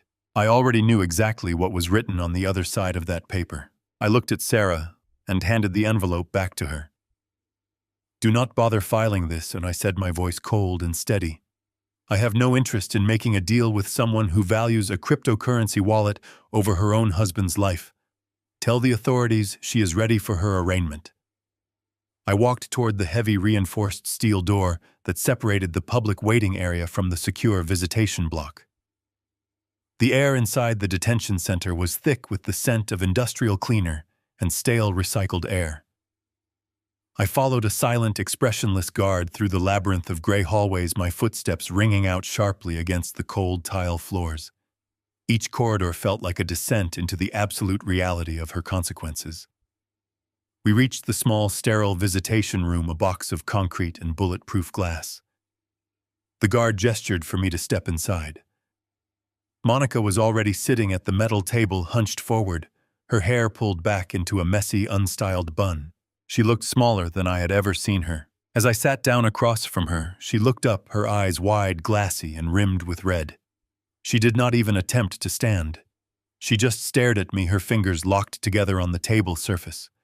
She opened her mouth to speak, and for a fleeting second, the old manipulative flicker of the Oscar-worthy victim returned to her eyes. "Victor," she rasped, her voice thin and shaking. "You have to believe me. I was terrified. Trent threatened me. I was just trying to protect Lucas. Please, for our grandson's sake. A young boy needs his mother. You cannot let them take me away from him. If you drop the extra charges, if you show the court that there is still family love left, I can make this right. I can be the mother he deserves. You just have to show mercy." I leaned forward, placing my hands on the cold metal table. I did not look at her with anger. I looked at her with a profound clinical pity, the way an engineer might look at a building that was fundamentally, structurally unsound. I did not feel the need to shout. I did not need to threaten her. I simply needed to deliver the final verdict of her reality. "Monica," I said, my voice low and completely devoid of any emotional tremor. "A boy needs a mother who is a human being, not a parasite who feeds on everyone around her. You had every single advantage in this life. You had a devoted husband, a brilliant son, and a family that would have given you anything. But you chose to see us as resources to be exploited. You chose money over your son's safety, and you chose betrayal over the simple, fundamental act of being a wife. Family is not a shield for criminals. It is a bond of trust, and you burned that bridge down the moment you stepped over Derek's broken body." She opened her mouth to protest, to twist my words into another accusation of cruelty, but I silenced her with a single sharp look. "I am not done," I continued. "I have already instructed Sarah Jenkins to move for full, uncontested custody of Lucas. I have the evidence. I have the recordings. I have the bank statements showing your greed. There will be no mercy, and there will be no deals. You are going to face every single charge, and you are going to serve every single day of the sentence you earned. You think you are a victim because you are sitting in a cold room, but you are only a victim of your own insatiable hunger." Monica began to sob, the sound thin and wretched in the sterile silence of the room. She reached out toward my hand, but I pulled it back, refusing the contact. She looked like a child who had finally realized the game was over, but it was too late to go back. I stood up the metal legs of the chair, scraping harshly against the floor. I did not look back at her as she began to wail, a sound of absolute hollow defeat that echoed through the interrogation room. I walked out of the prison doors and pushed into the lobby. I shoved through the heavy main exit, stepping out into the bright, blinding light of the afternoon. The sunlight hit my face with a warmth I hadn't felt in months. I took a deep, shaky breath, filling my lungs with fresh, untainted air. For the first time in years, my head was perfectly clear. I was finally breathing easy, leaving the wreckage behind me, and stepping forward into a life that was finally truly mine to build. 6 months after the trial, the air surrounding us is finally calm and clear. My son Derek has fully recovered from his injuries, his resilience a testament to the strength he inherited from his mother. He has reclaimed his leadership at the firm, purging the remaining rot, and rebuilding our reputation on a foundation of absolute, unwavering transparency. We sold the massive cold estate that had become a prison of high-tech surveillance and hidden lies. Instead, we moved into a modest, peaceful home nestled deep in the woods by a serene, quiet lake. It is a simple place filled with the warmth of genuine love and the comfort of shared laughter, far removed from the toxic atmosphere of the smart home that nearly claimed our lives. Today, the 3 generations of Harrington men are sitting together on the weathered wooden dock that stretches out over the glassy, tranquil water. The morning sun warms our backs as we hold our fishing poles, the only sound the rhythmic lapping of the water against the pilings and the distant melodic call of birds in the canopy. Lucas, now a much more vibrant and confident boy, is carefully watching his line ripple in the water. Suddenly, his rod jerks downward with a sharp, insistent tug. He lets out a jubilant, ringing shout as he reels in a small silver fish, his face radiating a pure, unburdened joy that I have not seen since he was a toddler. Derek laughs at his son's excitement, a deep, genuine sound that vibrates with a sense of restored peace. It is the laugh of a man who has finally stepped out from beneath the long, dark shadow of a betrayal he never saw coming. Watching them together, I realize that we have survived the storm and emerged on the other side as a stronger, tighter unit. The trauma still lingers in the quiet moments of the night, but it no longer defines the rhythm of our daily lives. We have learned that the family you rebuild can be even more resilient than the one you started with, provided you have the courage to clear away the debris of deception. I reel in my own line, the rhythmic clicking of the reel blending into the gentle sounds of the morning. I lean back against the wooden post of the dock, watching the sunlight dance across the surface of the lake. I have seen enough in my 70 years to know that life is never a straight, predictable path. It is full of hidden traps, unexpected shifts, and people who will test the very limits of your patience and your integrity. I took a deep breath, savoring the cool, clean air that tastes of freedom and fresh beginnings. My son and my grandson are safe, our honor is restored, and for the first time in a very long time, I am simply a man, a father, and a grandfather, finally allowed to enjoy the quiet moments I once thought were lost forever. I looked directly into the camera, my eyes steady and my voice calm, offering one final piece of wisdom born from the fire of this ordeal. Never mistake an old man's silence for ignorance or his patience for weakness. We stay quiet not because we are blind to the deceit or because we are too fragile to take a stand. We stay quiet because we are carefully observing, measuring the depth of the betrayal, and waiting to see exactly what kind of play you are going to make. We are the architects of our own lives, and we know exactly how to deconstruct whatever dangerous structures you attempt to build around us. Choose your actions wisely, because once the foundation is compromised, there is no place left for you to hide. My family has found its way home, and we are not going anywhere. The lake remains perfectly still, a mirror reflecting the golden light of the setting sun, as I sit here on the dock, surrounded by the only people who truly matter. My son Derek has spent the last few months rebuilding his life from the ashes of the betrayal that nearly destroyed him. He is back at the helm of the firm, steering it with a newfound wisdom and a deep guarded respect for the truth. Lucas, my brilliant grandson, is playing nearby, chasing dragonflies with a laughter that still sounds like a miracle to my ears. We have finally carved out a sanctuary here far from the polished smart home that Monica turned into a prison of deceit and greed. I watch them, feeling a profound, steady peace settle into my chest. This is the life I fought for, not with violence, but with the quiet, devastating precision of an engineer who knows exactly how to dismantle a dangerous structure. I have learned that the silence of an old man is not a sign of fading memory or diminishing strength. It is a state of observation. We stay quiet because we are watching. We are calculating the structural integrity of the relationships around us, looking for the cracks, the shifting foundations, and the hidden rot that others are too blinded by arrogance to see. We wait because we know that the truth has a way of revealing itself if you just give the foundation enough time to buckle under its own weight. I did not need to shout or fight to reclaim my dignity. I simply needed to let Monica and Trent build their own cage of lies until it became too small to hold their hollow ambitions.